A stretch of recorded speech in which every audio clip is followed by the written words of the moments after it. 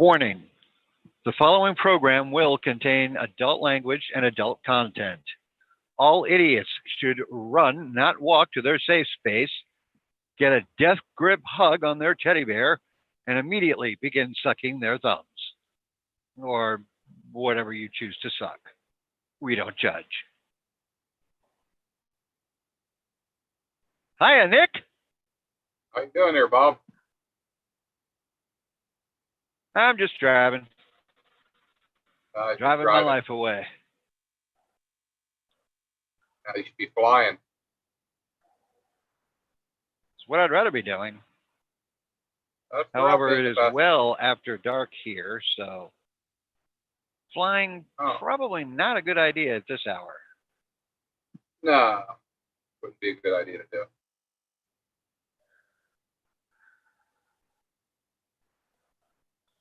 So, what happened to Keith? Did he get mad at me or something? Feedback here.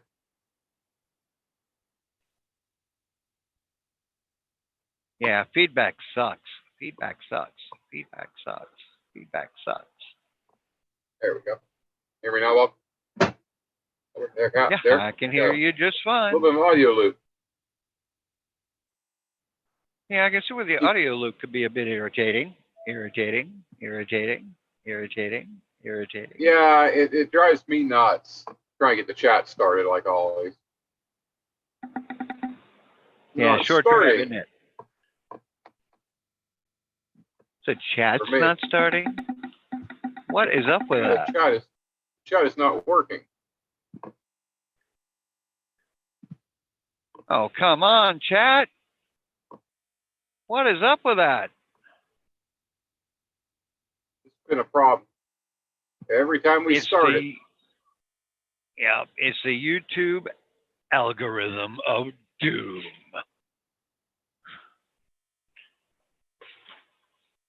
Well, for God's sake, we're not Trumpers, are we? No, but they don't give us chat half the time. I don't know why. It won't start. Strange. Give it a few minutes. It should kick on. We can hope. So, have you seen the Edward Norton movie, The Illusionist? No, I have not seen that one. Well, it is now available on YouTube, free with ads. I was actually watching that when we got started on the pre-show. You're always watching some kind of YouTube when you're driving, aren't you? Well, sort of. I don't really watch it so much as listen to it. I'm guilty of that myself. Kind of breaks up monotony on these long trips. So I've been getting a lot of good practice in the past few days. Yes, sir. That it does. So what's going on down there in Lake Okeechobee? I just getting a little practice in for flying, and I'm going to fly with a group here tomorrow. Cool. So just a general fly-in, or is like Sun and Fun coming up? That's coming up next month. Next month, okay. I hope to. I've been asked to go over to that.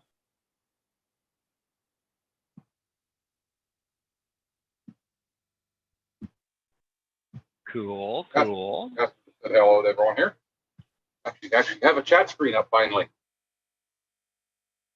Yay, chat. Chat is good. Chat can be our friend. Well, it's good when it works anyway. It's like all technology. When it works, it's awesome. Amazing. When it doesn't work, it's pull your hair out. I wonder why it's when it doesn't work, you just want to blast it with an Uzi.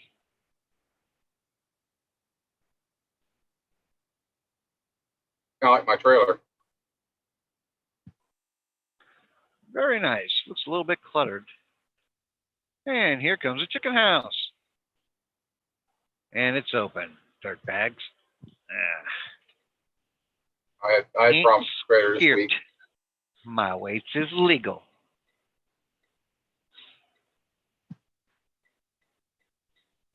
Had the dreaded bearing issue again this morning. The fairing? Bearings, they were loose. Oh, the bearings. Yeah. You do a little bit on the problematic side. You do your pre-trip in the morning. Go around, bang everything, make sure nothing's loose, nothing's falling off the vehicle. That's I had some wheel bearing issues. Uh-huh. I decided, I got over to the airport tonight. I was going to go ahead and do some more maintenance on it. So I got to get it jacked up here next day or so, and I'm actually going to pull them off and inspect them. I tighten them up, move from one place to the other. Did a little 3-hour drive. Now it's time to take everything apart, clean all the grease off of them, inspect them, and if anything looks any bit wonky, they're going to get changed. So I better change them before they fail. Unlike what happened in Arizona, where I had one fail, tear up the hub and everything else. Cool. Well, that was a little bit disconcerting.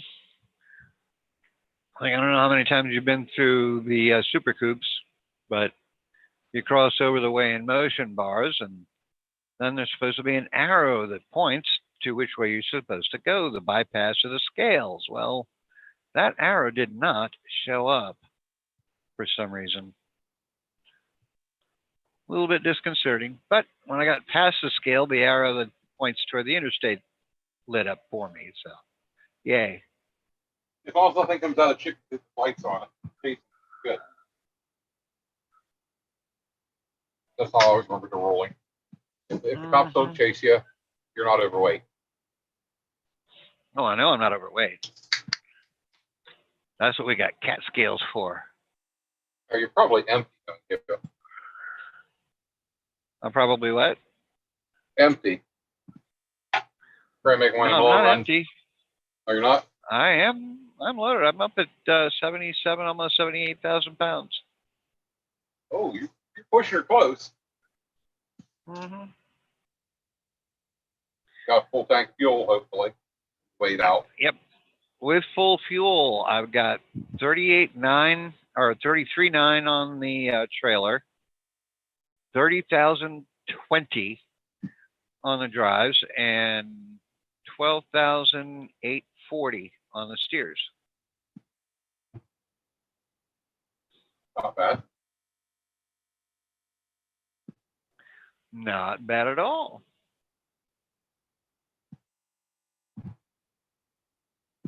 And until I started this company, I would have said, that's 840 over on the steers. I need to slide that fifth wheel. Nope.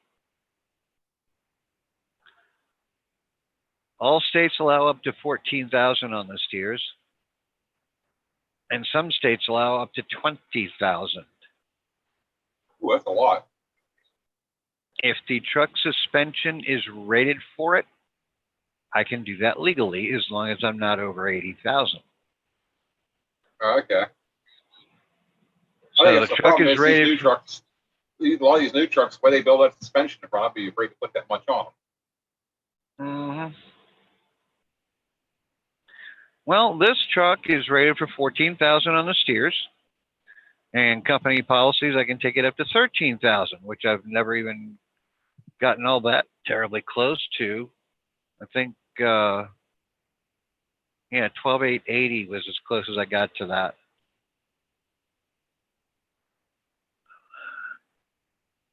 And that's with the fifth wheel all the way forward for maximum aerodynamic efficiency.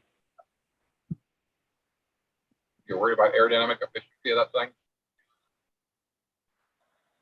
Yeah, it's what makes the difference between 4 miles per gallon and 8 miles per gallon. Oh, right now I'm getting about 6. Oh, I just let the cruise take it. It varies, it bounces back and forth. Sometimes I'm coasting, and oddly enough, first time I've seen that feature when I'm coasting downhill, right after I crest the hill and the power rolls off, the transmixum goes into neutral, Oh, that's different. or what it calls e-coast. Until that needle creeps its way all the way up to 75 miles per hour, at which time the e-coast ends, it re-engages the clutch, or 12th gear, whichever one, and turns on the Jake brake and starts saying, beep, please reduce speed. Oh, it doesn't. Which I generally respond, hell, you're in charge, you do it. Yeah, I was like, yeah, I'm just along for the ride. At that point, once you put it in the cruise, it should keep it. They should have it kicking out earlier. I'll accelerate like that. Oh, it will actually bog down because let's face it, there's only so much you can do with these trucks. When I'm close to gross like I am now, it can probably handle 2.5% grade without bogging. Beyond that, it'll slow down. Sometimes only a little bit. If the gross, it'll slow down a lot. Like if I were climbing Monteagle over there on I-24, it would actually slow down to the point where the cruise disengages at 25 miles per hour.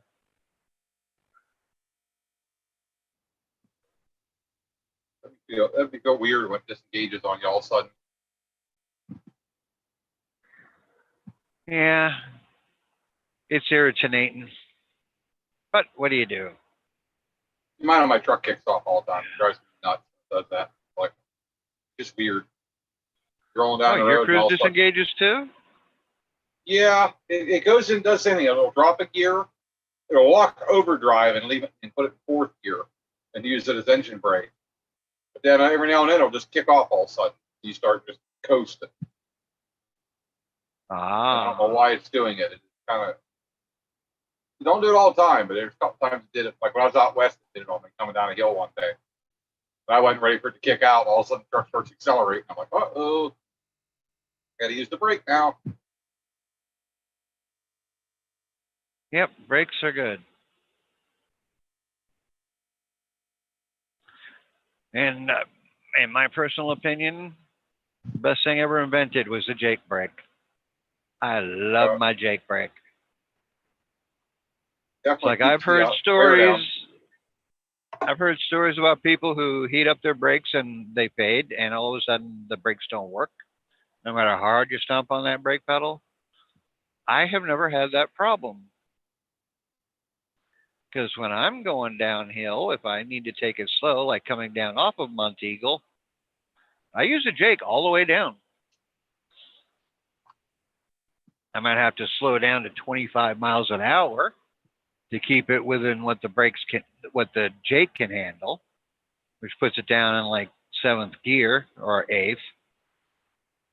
But as long as I can bounce back and forth between stage 3 and stage 2 on the Jake and stay reasonably within range of my target speed, I'm happy. Because at no time do the brake shoes get engaged. If I need to step on the brakes and say, whoa, Nelly, like I can stop right quick, fast, in a hurry. Because the brakes are nice and cold and have not been used until then. That's the problem. A lot of truck drivers don't realize by using the engine brake, they ride the brake.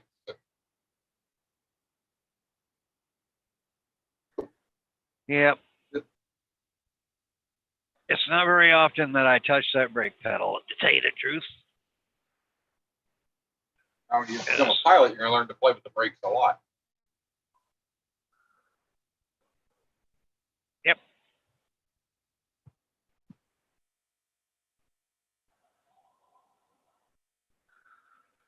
Using Yeah. toe brakes to steer with. You got any chance to do any kiting recently, or are you still working too much to kite? Still working too much. It's like I got home Saturday and they wanted me back on the road today. Man, damn it. Oh, who Hello, is Keith. joining us now? Ah, Hey guys. Yeah, howdy, Keith. Welcome Hey, back how's it to the going? program. Yeah. So, are you still judging the Karens? The what? I guess I missed something there. Uh-huh. Yeah. The Karens. Okay. you can be judging my Yeah, the landing ones here that- in a week or so. Yeah. There you go. Oh Yeah, man. the ones that I exhort to run, not walk, to their safe space. Oh, okay. Yeah, of course. Okay, I had, I guess you call it 8 or 9 flights tonight. Cool. Three of which were totally full stops. 2 where I backed up. Mm-hmm. 1 where I laid the wing down and pulled it up in a reverse. Stood there Okay. for like 5 minutes and then launched. Okay. None of them involved Okay. any running or forward motion more than about half of a step. There you go. That's the beach. Quite a bit of the Now the that's back stepping sweet. like we did up at Bella's. Yep. I did have one of those where I pulled up in the forward and had to go back a little bit. Mm-hmm. Okay. Stumbled on the power. Okay. Cat. I got a tail. Hey, your shifter's hanging up. Yeah. Wow. That's my girl Gia. She comes, jumps on my lap. Hello, Gia. Yep. How's your motor project coming? Well, I Pulled the got motor up. the engine parts in today. I've been cleaning it up, and so the only thing I did was I forgot to order the flywheel removal tool, the one that screws into the flywheel. So I'm waiting for that for a day or so, and I should have it back together. I can't believe Jerry doesn't have one that's laying around. Well, he didn't. He has several of them, but just not the one for the Moster. There's nobody's had to rebuild one in the area yet, but me. You'll be the Okay. first one in Illinois with a Moster rebuilt. Well, first one I put in the area, at least our group, that's put that many hours on one. That, yep. Guess what I got to see here 3 days ago?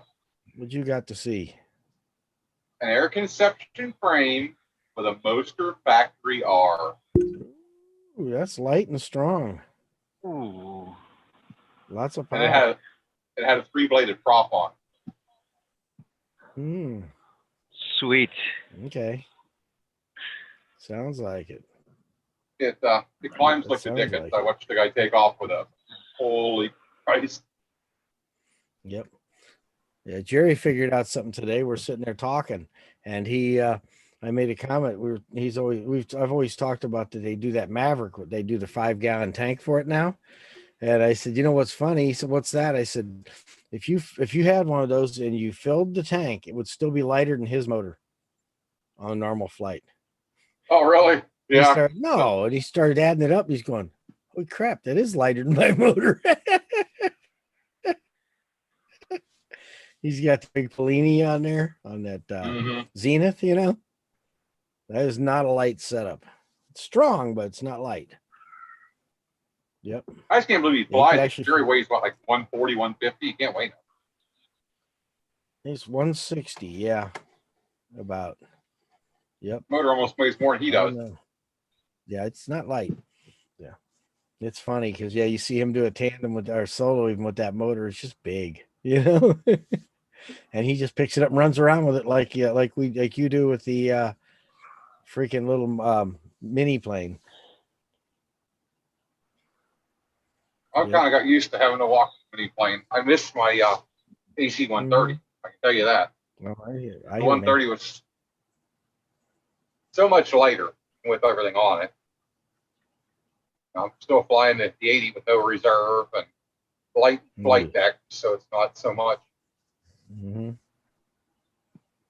Yeah, I hear you. I haven't been high enough to need the reserve here. Except for the other day when I was on that BGD wing playing in the thermals, and that was at one point I got a little worried that I wasn't going to get back down. I hear you. Oh, you'll get back down eventually. Oh yeah, we never left one up there Guaranteed. yet. We never left one up there yet. Well, when I was idling for like 10 minutes and the ground was still getting smaller. We might have wanted to a few times, but it just hadn't happened. Yep. Yep. Kind of like the mortality rate. It's 100%. Yep. You don't get out of this life alive. That's true. Oh. That's right. Yep. At least and it yet. occurred to me a few weeks ago that when I conceived my son, I sentenced him to death. That's one way to look at it, I guess. Drinking something good tonight. Yeah, sick, twisted, perverted way. Peanut butter chocolate stout. That's different. It's good. That has potential. Yes, it's like a dessert beer. Where do you If find they can make it without the beer taste? This actually doesn't have much beer taste, actually. Oh, cool. I tried one the other day. I'm flying it with a chocolate coffee. I'm not a big coffee drinker, but it wasn't bad. It had a dark chocolate taste to it. Mm-hmm. Yep, I've got some espresso right now, beans that have a tinge of a coffee, of a chocolate flavor. Would be different. Pretty good. Yep, I can tell you, the first time we made it, we thought it was one you made like regular coffee. So I put my normal amount of coffee grounds in it, and it was like after about half a cup, it was like bzzz. It was moving. That's what you're gonna be using on the beach trip then. Kind of so like can, get up early and go buzzing. I'm telling you, that was some strong stuff. So we had to kind of like Black Rifle Coffee Company, Charlie Alpha Foxtrot. Yeah, pretty much like that. Yeah, made it full strength. That's some good stuff. And then it's not coffee; it's like CoffeeZilla. Yeah, you ain't shitting. Well, that's kind of what it's like when you take a espresso bean, grind it down, and then brew it in the drip coffee maker like you would normal coffee. Same idea. Sean, here's the thing: Sean would do that. Drink a gallon and ask for more. You would probably do it. They might actually get him buzzed a little. I don't know if it would buzz you. He's How many strong. gallons of coffee he drinks a day? Yeah, but he doesn't. Yeah, I get it. But, you know, it's not quantity, it's quality in this case. This is high test stuff. He drinks that Black Rifle coffee like it's going out of style. Well, he drank some of Aaron's. I mean, yeah. Last year at Palm Bay, he brought like a huge sack of it. Oh, did he? Okay. Yeah, and went through it. Okay. That's why I was really surprised he was drinking Folgers this year. I've never seen him drink Folgers before. Okay. It's usually always the high tech stuff. I don't do Folgers. Friends don't let friends drink Folgers. It's all right, I guess, if you got to have something, but. No, friends don't let friends use Starbucks. No, that's for sure. There should be like, a law against that stuff. The only thing you can drink there. Say what you want about Starbucks, but every now and then I get a hankering for one of the in-store, that frozen thing with chocolate and a lot of espresso added to it, like maybe 7 or 8 shots. I know the one you're talking about, the one that would kill me with diabetes. That's the only way their Uh-huh. coffee's worth drinking. Frappuccino. That's Yep. right. The Yep. bottled Frappuccino? Frappuccino, not even close to the same thing. No, it's not. I've tasted it too. Like the one in the bottle, yeah, that's Crappuccino. Yep.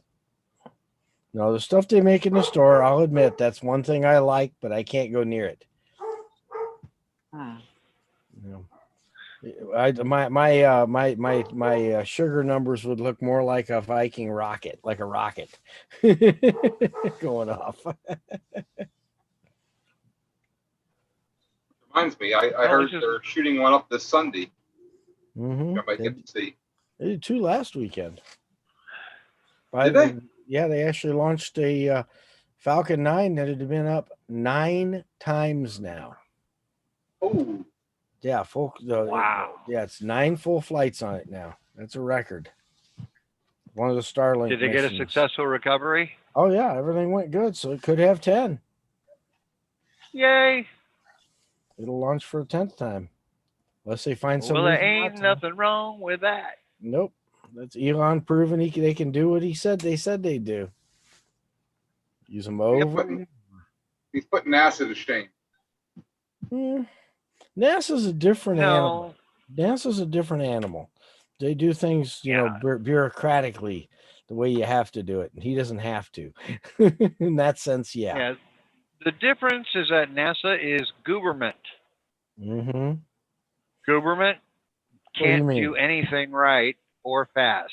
What do you mean? Mean the non? What's NASA stand for?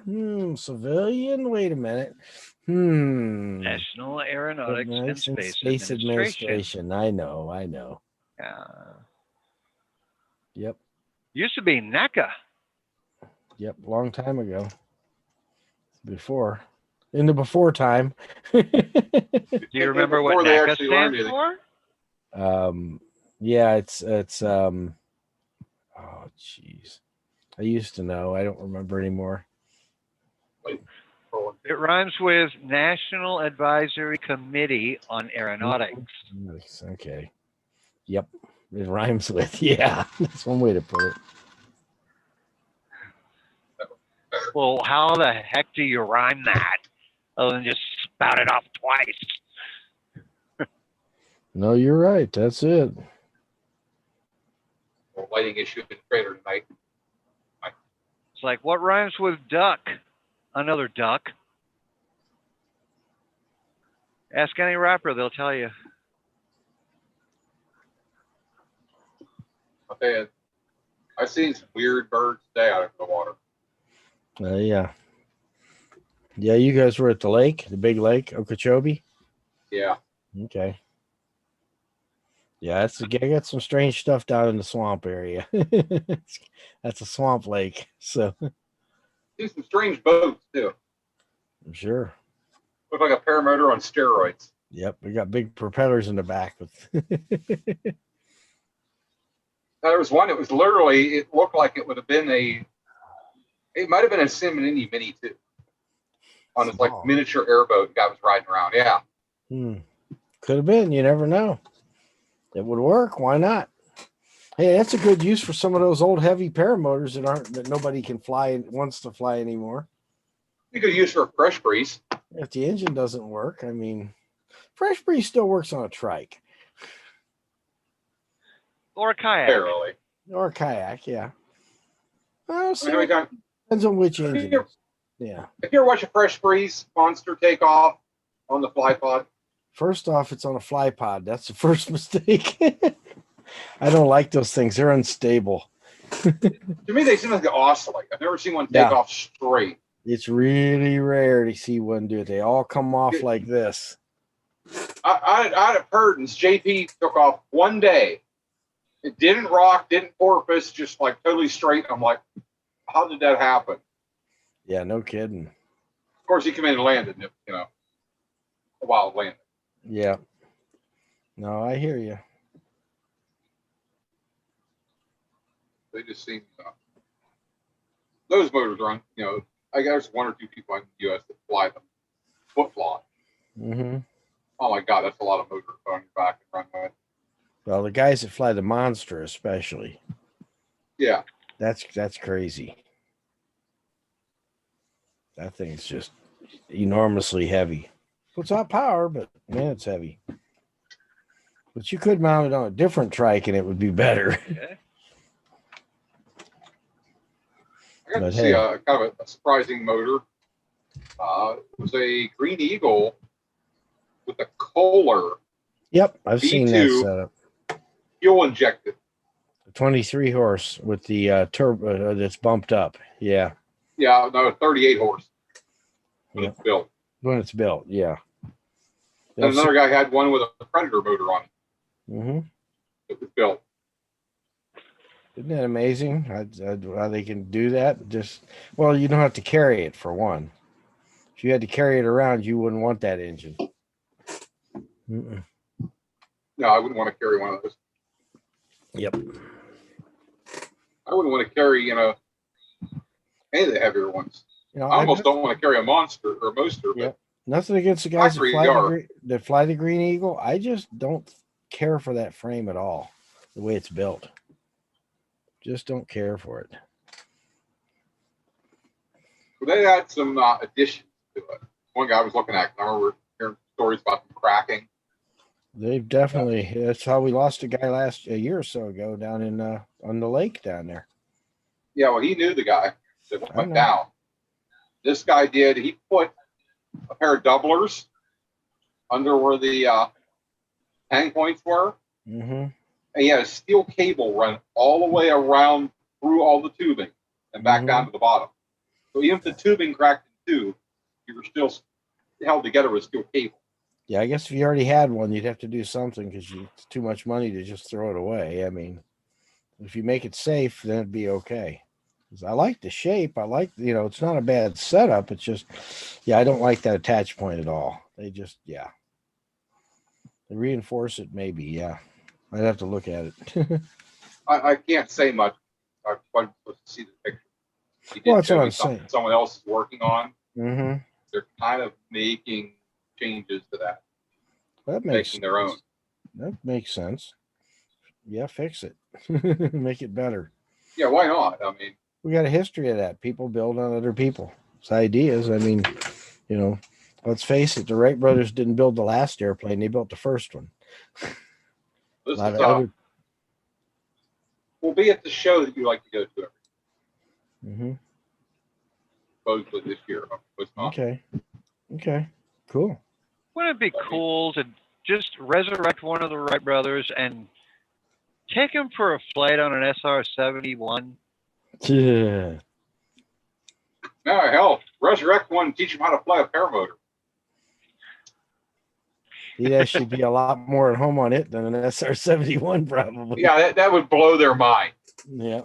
They were flying around That's fabric the idea. wings. Yep. The SR-71 really shouldn't fly. Think about it. Sure, it should. Why shouldn't it? It's absolutely gorgeous. It's a gorgeous plane, but I mean, aerodynamics on it is so weird. Oh, it's perfect. It's aerodynamically awesome. Yeah. It's just not meant to fly slow. Yeah, it's only at high speeds with high amounts of thrust. Yeah. Yeah. That's why most of the airplane's engine. And what's left is fuel tank. And there's a little room for a pilot. Yeah, there's enough room for a pilot, a little bit of avionics, shitloads of fuel. Yep. And of course, a small camera system. Yep. With really big optics. Mm-hmm. Well, it's a nice thing about modern day. You could put a shit ton more stuff in it now than you could back when those were being built. Because everything's so tiny. Yeah, the avionics system would take up a quarter what it took back then. Yep. They can actually build that thing probably better today. It's flight stability sure. and everything, and the composite. They actually said if everything worked, it was a pleasure to fly. The guys I've talked to that flew it, they said it was just absolutely a pleasure to fly. Yep. That's if everything worked. And it generally did. They only had a couple of them that didn't, and all the flights they did. Yep. You didn't want to be in shows on them where they had issues. But they said when there was issues, mate. Or, Oh no. They said when it didn't work, it was a handful of titanium you didn't want anything to do with. Yep. Especially if they had an unstart on one side only. Oh yeah. Ooh. That's an ugly thing.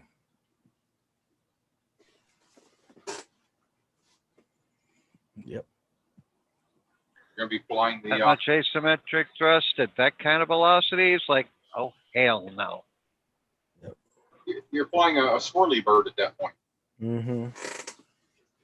You're hoping the system's caught it and shut the other one down. You know? Yeah, but then at that point, what do you do? Lose both engines. Well, you got about, 1,000 miles before you got to think about getting out. So 20 minutes. If you're at altitude. Yeah, if you're at altitude. If you're not, you got 5 minutes. Plenty of Yeah. time to get out. But you're not going as yeah. fast then.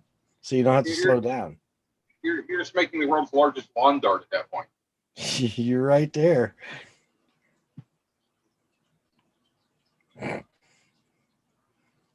not sure what speed the front would nose over, but I'm guessing at certain speed you'd lose aerodynamic lift off the fuselage, and I think the thing would nosedive straight down.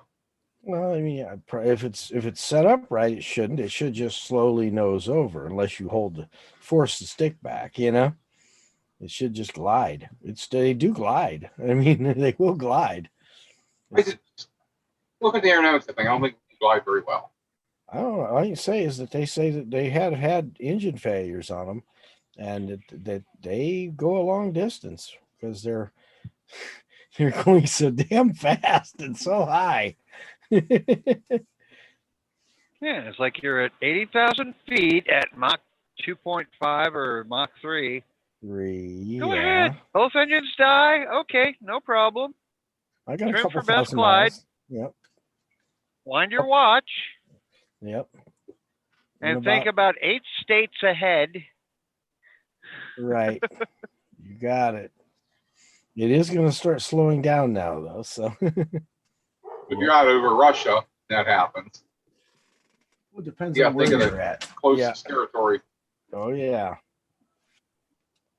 They have had emergency landings. Where do you want to land? They have had a runway supposedly. Yep. Not in Russia. Not in Yeah. China. No, the Chinese would copy that thing at a heartbeat. They got all of it. Yep. Oh, yeah. Wouldn't be worth anything, but they'd still try to copy it. Yep. It still say Lockheed on the rudder pedals, I can tell you that.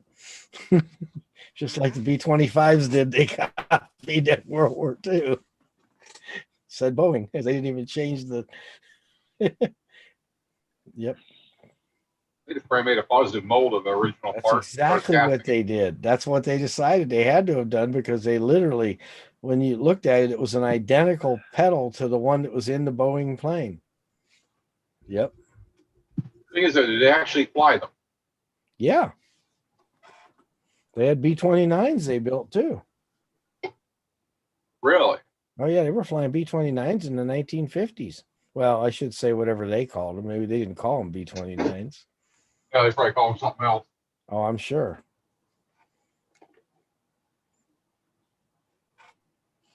Sure.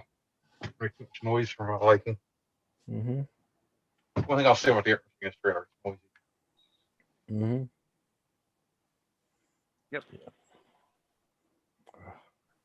But it's a lifesaver when it's like hot, sticky out here. Oh yeah, no, you get hot weather. You gotta have air. Gotta have the air then. Yep. Oh, yeah. Air conditioning is awesome. Oh yeah. I can live without it, but I don't want to. This is I true. lived without it for many years. I learned about air conditioning. I got a Right. career in it. Once again, I say the same thing. I can live without it, but you don't want to. Not when it's hot. Hell no.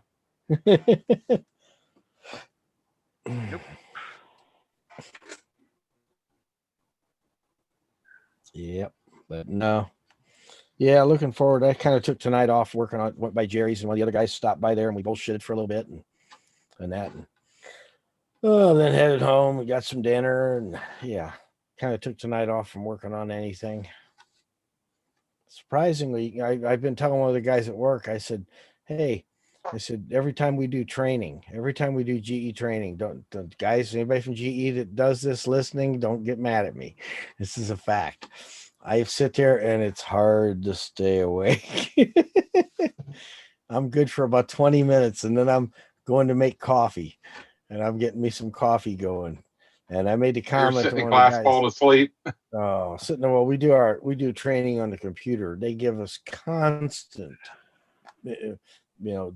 shotgun it out. I mean, just tons of it we have to do. Uh-huh. And it's like today I didn't have any training I had to do. I actually worked on equipment all day and did stuff. And it's like I made a comment to Jose, who sits behind me. I said, hey, did you notice something today? So what's that? No coffee. I drank my coffee on the way to work. I did not have any more coffee all day. I didn't look sleepy at all. I actually was interested in what I was doing. Oh, yep. It's not usually if you're actually working on something, it's more interesting than sitting there watching a video on how to do it. Or reading it or trying to get the dang program they loaded up to work. You know? Yep. I had to go through the continuing education every year for my job. Some of it's like, oh my God. This is continuous, Nick. Every month we have just continuous. Every month. Every month we're constantly trying to stay caught up. Yep. Heck with that. Yep. Well, I've always said you stop learning, you start dying. Yeah, I know. No, I'm not arguing that, but I'm taking classes on things I do for a living every day, and I'm critiquing the class to myself. Thinking, why do I need to learn this? Well, I already know. I already do this. This is what I've already been doing this for years. But Jesus, Yeah. I've got to take a class on it. So, I mean, I've been a couple of them. So what you do is you rewrite the scripts and submit them. Yeah. I wish I had that kind of time. You noticed all my videos I post, right? Just make sure you copyright the scripts before you submit them. The only problem is when you're working for GE and you do rewrite their scripts, they still own them. Oh, yeah, anything you do while you're working there. Yep, while you're there, yes. Now, if I were to write a totally new script on something at home, away from there, and not show it to them and get it copyrighted and do something with it, be different. But yep. And then they'd still probably try and take it away from you because they'd think you did it, you know. Yeah, they'll try to say you did it at work. Maybe. Hard to say. If anything, they can go to a lawyer and say, well, you learned some of it because you learned the intricacy of it at work, working on the equipment. It would probably, like anything, it would probably depend on who the person was that was and what their attitude was. If you want to be nasty, they could say, well, you learned the inner workings of this working here on our equipment, and now you went and re-engineered it. Actually, I work on Mercy equipment, not GE equipment. I'm not even trained on GE vents. Really? Nope. Well, wow. We only have 10 of them, and they're not buying any more of this model. So, and we had them when I took over the vents, and they said it's not worth it for me to go to school. So, on that, that's just weird. You work for GE, but you're not buying GE vents. Well, no, I didn't say they wouldn't buy any more. I said they weren't buying this model. And this model's no longer made anyway now. Oh, okay. So it's good out vent. Of production. It's a good vent. It's just not, the RTs don't like the software, the menu system in that. So they're gonna come up with something new. Oh, they always do. Yeah, they got a new one out. You know, GE bring good things to life and death. We don't do that anymore. We sold that division. No more lights. No more light bulbs in GE. No, the other thing they used to make.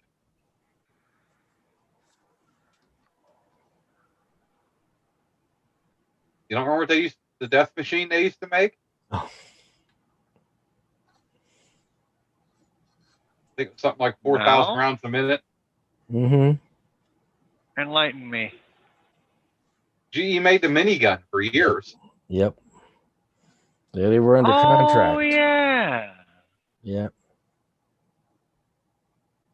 Yep.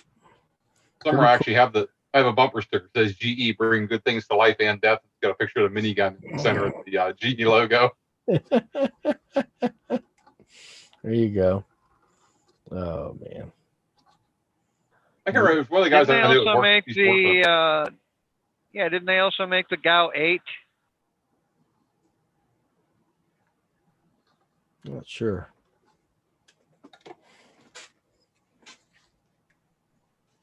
Made a lot of That weird stuff over the ginormous years. Gatling gun that Fairchild built an airplane around. Mm-hmm. I think they Yeah, helped with it's the design of it, but I think someone else. Also called the Vulcan cannon, chain gun. Yep. Now, Yep. Vulcan's different. Vulcan's, what, 20 millimeter, I think? GAU 8's 30. Okay. Yeah, the Vulcans they put in the Puff the Magic Dragon, Mm-hmm. They put them among things. all kinds of other crazy guns. They got a Yep. freaking howitzer in there. Yep. I also put them on the Super Cobra. My father, who has passed away now, unfortunately, was. I remember we lived in Fairborn, Ohio, right by Patterson Air Force Base in the 1960s and early 70s, and he worked on the base, and we drove past Puff the Magic Dragon when it was still current. Holy shit, that thing had some guns on it. Yeah. Yep. It rains down hell from above. That's all I can say. Oh my God, it just clears. You ever seen video of that thing firing? It's Mhm. like, wow. You want to put a lot of lead in a real small area real quickly, that Oh my thing will do it. Yep. Wasn't that a And modified C-130? Yep. And track Yeah. multiple targets at the same time while it's doing it. With the 5 computers that were running the thing. It's a C-130. If you're the enemy, you don't want that thing circling above you. Yep. No. Because everything you have is about to get destroyed. Yep. Yeah. The AC-130. Yep. They're That's starting it. to phase them out now. They're Pretty cool. Yep. Well, there's other airplanes out there now. I mean, the 130 is a pretty cool plane. The older ones, especially because of the structural issues. yeah, the C They're models getting, and B models aged are out. pretty much gone. Yeah. Yep. Well, it's Fat Albert's last Yeah, those are the ones thing. that the wings would fall off. Yep.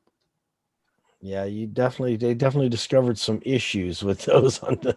Yeah. Well, you think how they used them. They beat the hell out of those Wing aircraft. roots. Oh, yeah. Well, it was designed to do that. Drop it into an unimproved landing strip, and you know. Just you think about the G load every time they take off, doing a hard takeoff. Oh yeah. Things are starting to wear out. Then they started using for water bombers. And a bunch of them broke up, and just all of a sudden realized That's what happened. The old ones were turned into water bombers, and the extra load was just too much for them. I'm not sure it was a load. It was the hard pulling up at the last second and bombing. That's the load. G loading, yeah. Yeah, And constant. they started running. They found some cracks after a couple of them. Well, after they crashed, and then started investigating them and looking at others, and started discovering beginnings of cracks in others. And like you said, they were all the C and B models, the early ones, and yeah. Now I've got the ones with the modified 6 or 7 blade prop, but it has like an S pattern to it. Oh yeah, it's an unducted fan, they call it. They're impressive.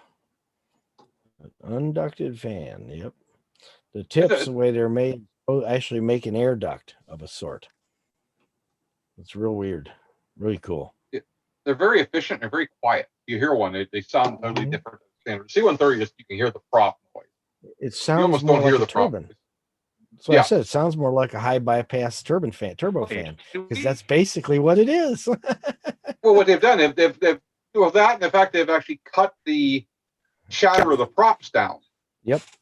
the tip of the prop brake and speed of sound is what you hear, that rattle. Oh They've yeah. got rid of all that now, so Yep. Yep. you can't detect these things out as far. You C-130s, you could hear 10 miles out coming in. You got the power up, you can, yeah. You got it. They get loud. And big wide 4-blade props they put on them. And now with these new props, I've heard a few of them fly over. You don't really They're hear what they quiet. are. They're so They're quiet. a whole lot. So like I said, it's called an unducted fan. You know? And the first time I heard that term, I was like, oh, what? And then the guy would explain to me, and I'm like, oh, okay, that makes sense. I got a buddy of mine sent me some stuff here, well, it was a year or so ago. I'll have to dig them out and send them to you. Okay. Of a test Boeing was doing with unducted turbofan on one of the I think it was GE engine, remember? Yep. It was either GE or Rolls Royce. Yep, I know. I remember it. I've seen pictures of the test vehicle of it set up. The left side had the unducted fan, and the right side had the conventional. Yeah. Yep. It was an odd looking. Yep. He found some video in his archive, and like that was the weirdest looking thing that was flying. Yeah. But it was working. I don't know. The P-80 Shooting Star with the prop in the front, I think, was even weirder. Yeah. They've made some just really weird aircraft over the years. Yeah. When you think about it. Some stuff you look at, you're like, that shouldn't fly. I'm particularly fond of the 3 famous Skunk Work models. They're all just great big hacks.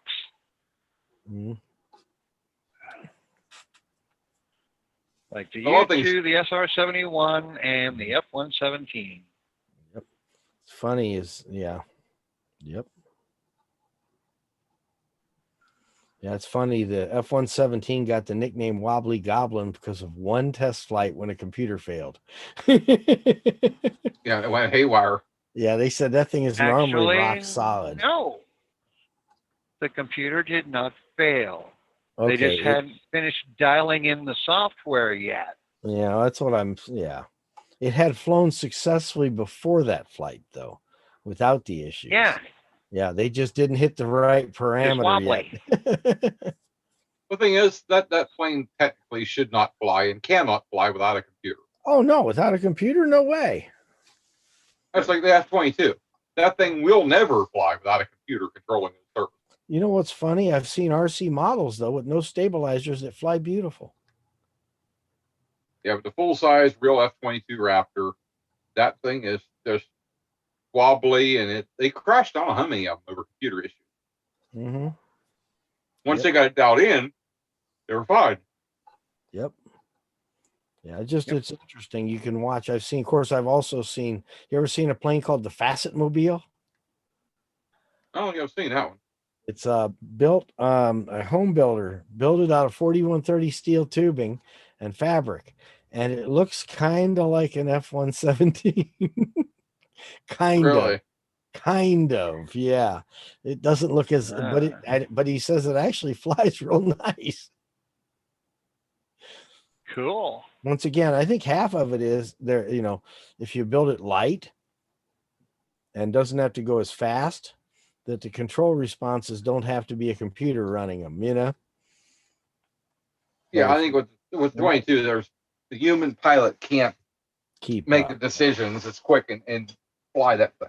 Not to mention the fact that the CG on that airplane's too far back, purposely to make it unstable. If you move the CG forward, they say it'll actually fly. That's why the models fly, because we bounce them forward more. But if you move the CG back where they put it, it's not a good idea without a computer running. Because it's got to constantly update. They do that for thrust vectoring. All the way around maneuverability. Yeah, just absolute maneuverability. To get thrust vectoring to work properly, it has to almost be unstable where the engine can kick it around. By having the CG clear to the rear, when you move those nozzles left, right, up, or down, it moves fast. Yeah. But it requires a computer to do that. A pilot can't control those different controls. The one got me was if you read the history of the Harrier. The little $10 invention that saved all those pilots. Uh-huh. Remember that one? Yeah. The weather vane they installed. Yep. It's amazing how simple that was, too. Well, A little, the biggest problem the Harrier had was because you put a bunch of airplane pilots and teach them how to hover, but you don't teach them all the flight characteristics of a helicopter because you don't think you have them until they put a load of people on and do a high vertical descent and try and recover, and they fly it into its own rotor wash. And that's where the weather vane made all the difference. It gave them a better angle of attack. that also kept them pointing into the wind. Mm-hmm. Yep. Very critical of that aircraft. Oh yeah. Yep. But that's the most crashes they had were due to high rate of sink on approach to land, and they would try and recover, and they'd already be in their own rotor wash. So you got this vortex ring going around the props, and it's just all the way to the ground. Nothing to stop it. I demonstrated that with an RC helicopter many years ago, a heavy one. How you can do They had that problem with the Albatross too. Yep. The biggest thing on that airplane, in helicopter mode, is all you had to do if they realized that a regular helicopter pilot would never have that problem. That's why it was only the airplane pilots that were transitioning to fly it that were having it, because a helicopter pilot would automatically know what was happening and bump forward a little. And as soon as he bumped forward, helicopters start flying again. Suddenly all your lift is back, everything's good again. But as long as you're in that vertical descent in your own wash, you're basically a brick. Yep. Huh. With the Harrier, you have the wash, you had the jet blast off of those nozzles. Mm-hmm. Not Harrier, I'm sorry. Osprey. I'm thinking of the Osprey. I'm sorry. Yeah, you're thinking of the Osprey. Osprey. Tilt rotor. You're right on the Harrier. You're right. Duh. I don't know why I was thinking Osprey. The biggest problem with the Harrier was you have to have them pointed into the wind. They're crosswind. The nozzles that controlled the wings to keep your yaw down couldn't handle it. Yeah, you could get too much wind. In light wind, it was okay, but above a certain level, it became a big problem. Yeah, you're right. Yeah, push the aircraft around and tipped it on its side. Yep. And so then you'd see that slide into the ground thing like that. Yep. Then they put the weather vane out there right outside the canopy. You guys keep straight into the air. Never had an issue after that. And now that's the front. Yeah, or that's forward. Or in this case, that's forward. Turn it. Yeah, when you're hovering, kind of hard to tell. You can't check your wind speeds. No, it's more difficult, that's for sure. Just like what I was playing with tonight, doing touch and goes and high wind and playing around hovering, trying to fly backwards and sure. So the other reason I tried it was after we did out at Bella's a few weeks back. After coming and doing that, this was lots ocean kind of water. Yeah. It was a little bumpy. There was a couple trees ahead of me, and every now and then I get a little bump where it went left to right, but I was able to just barely touch the tip steering a bit here and there. Yep. I actually came in and was just moving the risers left to right, my brake, just to keep myself stable. Yep. Oh, I hear you. I'm looking forward to getting down there. I can tell you that. Yeah, we're supposed to have weather in the 60s, 50s, and 60s this weekend, and nice wind and sun. Looking forward to weather's supposed to be. Yeah, so looking forward to getting a couple flights in up here. Make sure everything's re-brake the engine in. Get a couple flights, making sure everything is good. Don't break any props. No.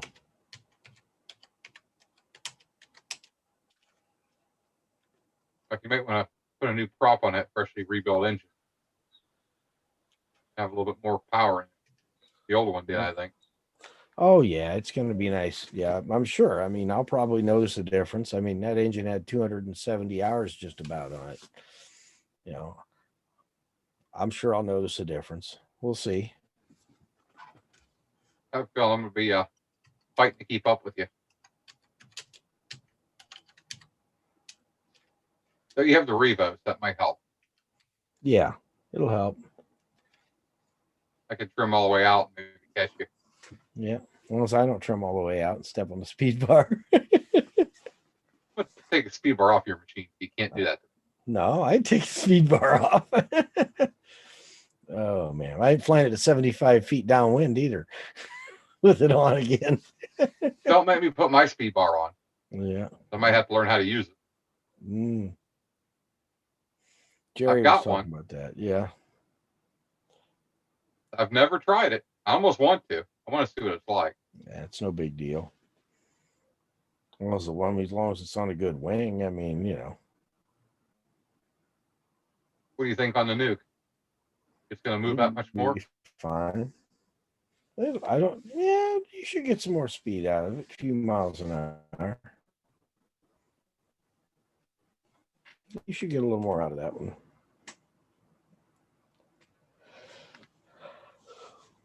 You need to play with. I've got one. I just need to get it set up. Yep. Where it needs to be. How to set the. It's not too bad. Once you've done one, they're not bad at all. Unfortunately, you haven't done one. So that's, yeah. Yeah. There's some really good videos on setting them up on YouTube by some of the guys. That's what you said about wing overs. Yeah. And well, they weren't too bad. No, there you go. Once you learned how to do them. I will say, I Mm-hmm. had to check the video to make sure I was 100% correct on it, but I think I was upside down the other day. Okay. Infinities, I'm told, aren't too hard either once you learn how to do them. It's that learning how to do them that hurts. Yeah, I hear that there's a lot of crashing involved in learning those. That's what I've heard too. So getting it right. Yep. Not as much as the helico. No, I hear those are. It's one of those maneuvers that you really want to get right on the first try. Helicos have a decent bailout, if you. I'm told. Really? I thought a helico would be more dangerous than an Infinity. Oh God, no. You both can be. You're both, I mean, I've never done either one, but talking to people, it's like. I was playing around doing wing overs, and the one I'm pretty sure turned into a barrel roll. You'd know because it was the ground goes all the way around. If you do a barrel roll. I remember the ground going all the way around and coming back halfway around the other way before I swung back the other direction again. Okay. Thinking, oh shit, this isn't good. Now I did a little straight and level for a while. Yep. I was up was a week or so ago flying with Tristan, and I was videoing. I happened to had the video on, and he started a run from up above, doing a vertical run, just everything vertical. It was like, oh my God, that's fast. He's hauling, pulling the wing over so quick they turned into linked split S's. Ooh, that'd be different. Yeah, I've done them. It's fun. But what wing was he on? Fast. The Z blade. Okay. Yeah. Yep. That's his new toy now. He's going to be playing that all the time. Oh yeah. Has he been on the Universal since then? I don't know if he has or not. If it's like when I got the Hadron, probably not. I didn't fly my Revo for a while. Oh, you went right from the Revo to the Hadron? Yeah. It was a great move. Yeah. I thought it was awesome. Quite a large step up, don't you think? I didn't think so. Lighter controls. I was already doing barrel rolls and wing overs, so. You'd have been impressed if you had been up here at 20 yesterday, though. Mm-hmm. Okay. You remember Nick Griffith? Yep. He went up at 2:30 in the afternoon. Saturday or Sunday? Sunday. Okay, so it was there earlier in the day, an hour. Okay. And on the BGD Magic. Okay. And caught his first thermal. Okay. After I got down playing with it, I asked him, "You want to try it?" He said, "Yeah, I want to try it." He's like, "How bad is it midday?" I said, "Well, it's not bad today." I said, "It's a little lifty." So just be careful when you come from the field where, like, kind of like behind where the campers are at. Mm-hmm. You climbed about 200 foot there and you headed towards the taxiway. Mm-hmm. You got hit with a wall that was going up. Wow. It was kind of interesting because you'd be moving forward, and all of a sudden you would stop And go and go up. straight up. Oh Yep. yeah. Yep. Yeah, you hit a good thermal. Yep. I took a ride to probably 1,500 foot. I was like, this Mm-hmm. is fun. It was nice. It wasn't a scary one. It went up. You could hear it. Like I had my Vario on my app, and it was beeping like crazy. Yeah, you'll have to see my flight deck when I come out. It's changed just a little. Changed it a little bit. Yeah, glass cockpit. Nice. The entire inside of the Vario is one piece of glass now. Inside of What the the hell did you put in there? cockpit. My tablet that I use on the plane. It fits in there. And then you can Like do a it. Then 7-inch or no, it's like bigger. Hang on, I'll go get it. I'll show you.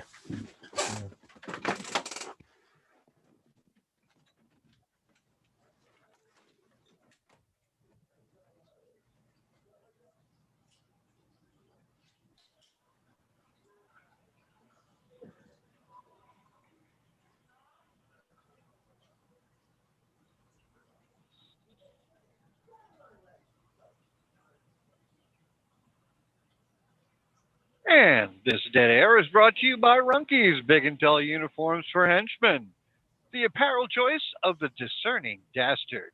Ask any evil genius and he'll tell you. You got a chunky flunky? You put him in a Runkey's. you always come up with good content, Bob. Okay. Is this good content? Could be. It's always good content. When Carlo gets drunk. Mhm.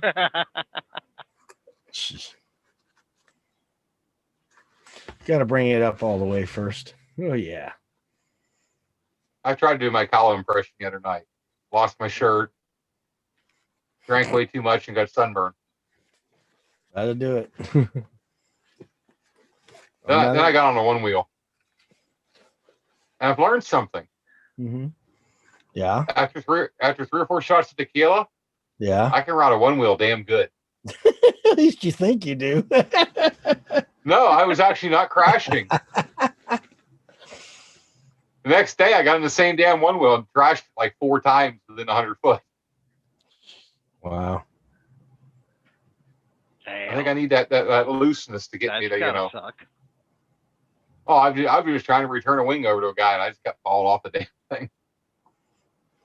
I couldn't keep on that wing wheel to save my life that day. Huh. I did try one of the electric unicycles again. They're still bastards. I don't know how you ride that thing. It's fun. There you go, Nick. Oh my God. There you go. You can see it kind of now in split screen. Okay, you're the new navigator for our group. Yep. You got PPGPS right now on the right side and Vario on the left. You think I don't like my one Vario program I tried? Mm-hmm. I gotta find a different one. This one, I get it on and I have a hard time getting it to shut off. And after I get done playing with the thermals, I want to turn it off. The next day I'm flying, it's beeping on me still. This one's easy. You just turn it off. Yeah, this one I turn the app off, but it still doesn't beep. Huh. Oh my God, noisy. Ooh, that would be annoying. Yeah. I think I need to buy a real Vario. I have one. I actually took it out as right now. Oh, you have a standard just a Vario with you?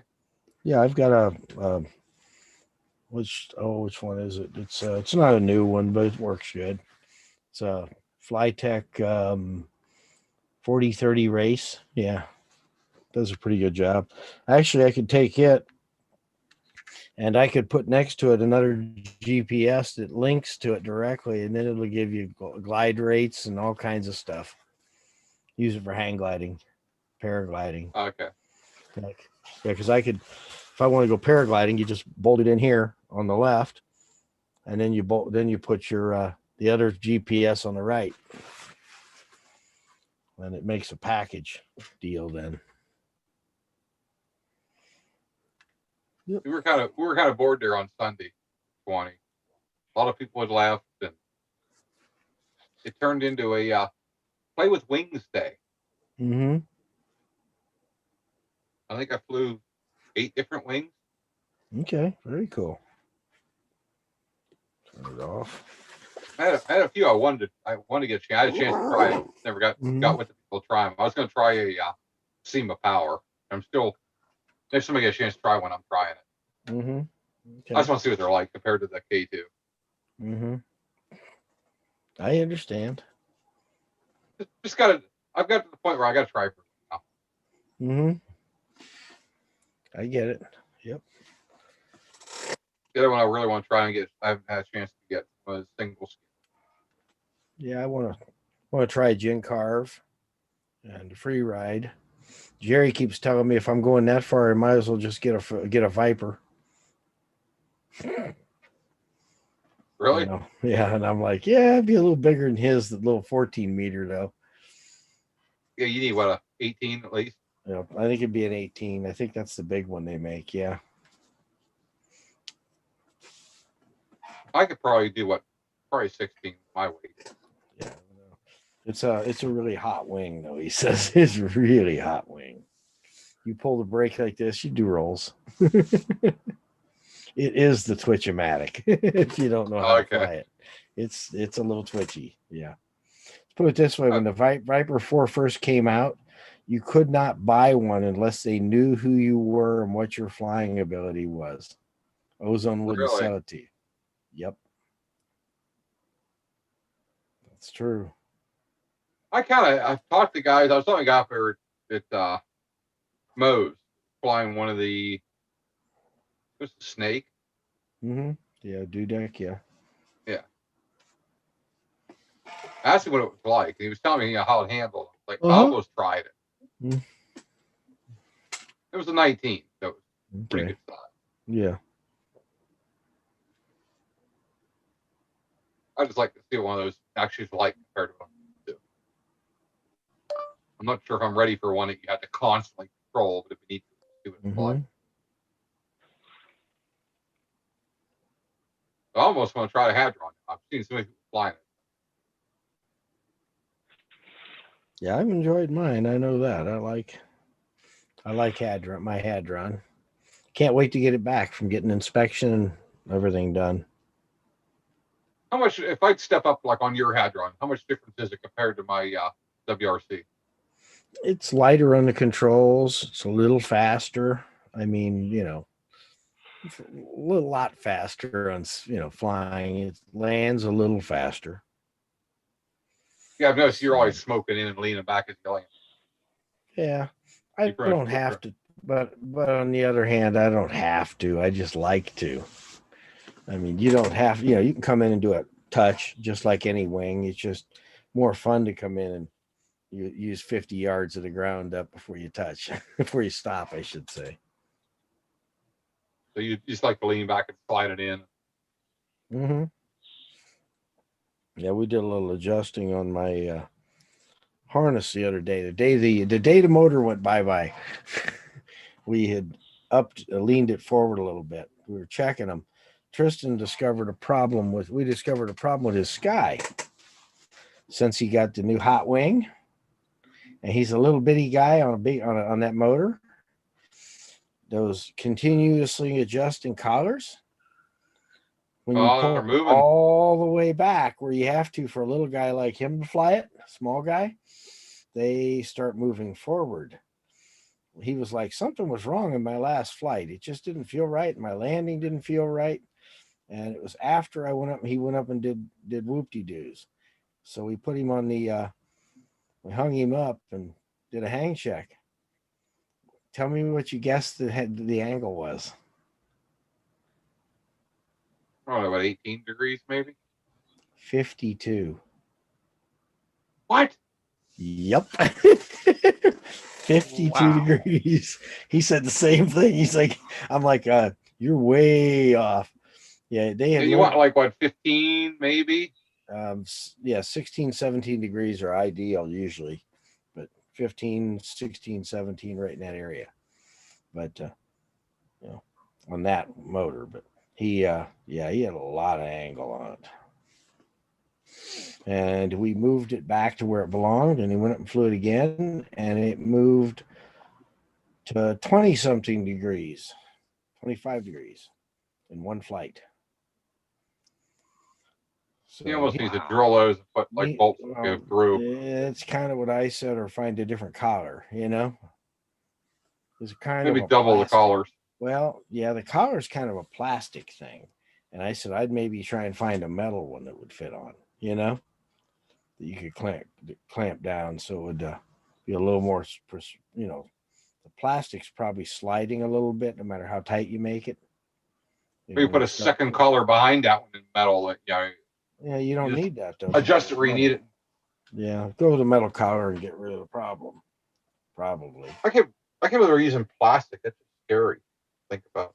That's what a lot of guys are flying them. I mean, I don't know how many of them are doing aerobatics with them, but I don't know that. If you sell 10 guys, freaking paramotor brand. Mm-hmm. Well, on the other hand, one of the 10 at least is doing aerobatics. How many guys are 60 pounds though? 160 pounds on a Moster 185 on one. Yeah. His hang points are way back. Put it this way, you got the curve in the front, then you got a straight stretch, then you got a curve in the back. He's at the apex of the curve in the back. So yeah, imagine he wants that new boxer engine too. No, I don't think he really wants that new boxer engine. Every time I talk to him, he's talking about it. Like, yeah. I think if you put one on his back and let him fly it, he'd try it. Oh, it depends on the paramotor it's on. It'd probably be fine, but I mean, you better know how to fly with a lot of power because you're going to be finessing that baby. Well, he wants it on the freaking star seat on the frame he's flying now. He wants the same motor, the same frame with that motor. Well, I can tell you where the dang hang points are going to be. Around the front curve, straight down, hovercraft mode. Yeah. Yep. With that thing. Maybe not. Yeah, because it's too heavy in the back. It's going to be sliding it even more. I think for some reason, I think that motor sits further in the dish on that machine now. I don't think so. I don't think the prop does. The prop doesn't, but I think the motor sets instead of the big long 1.5-inch standoffs you have with the Moster. Mm-hmm. I think it sets right against the frame. It's funny. The shallow dish version of mine, the standoffs for the adapter plate are less than 3/8 of an inch. That's it.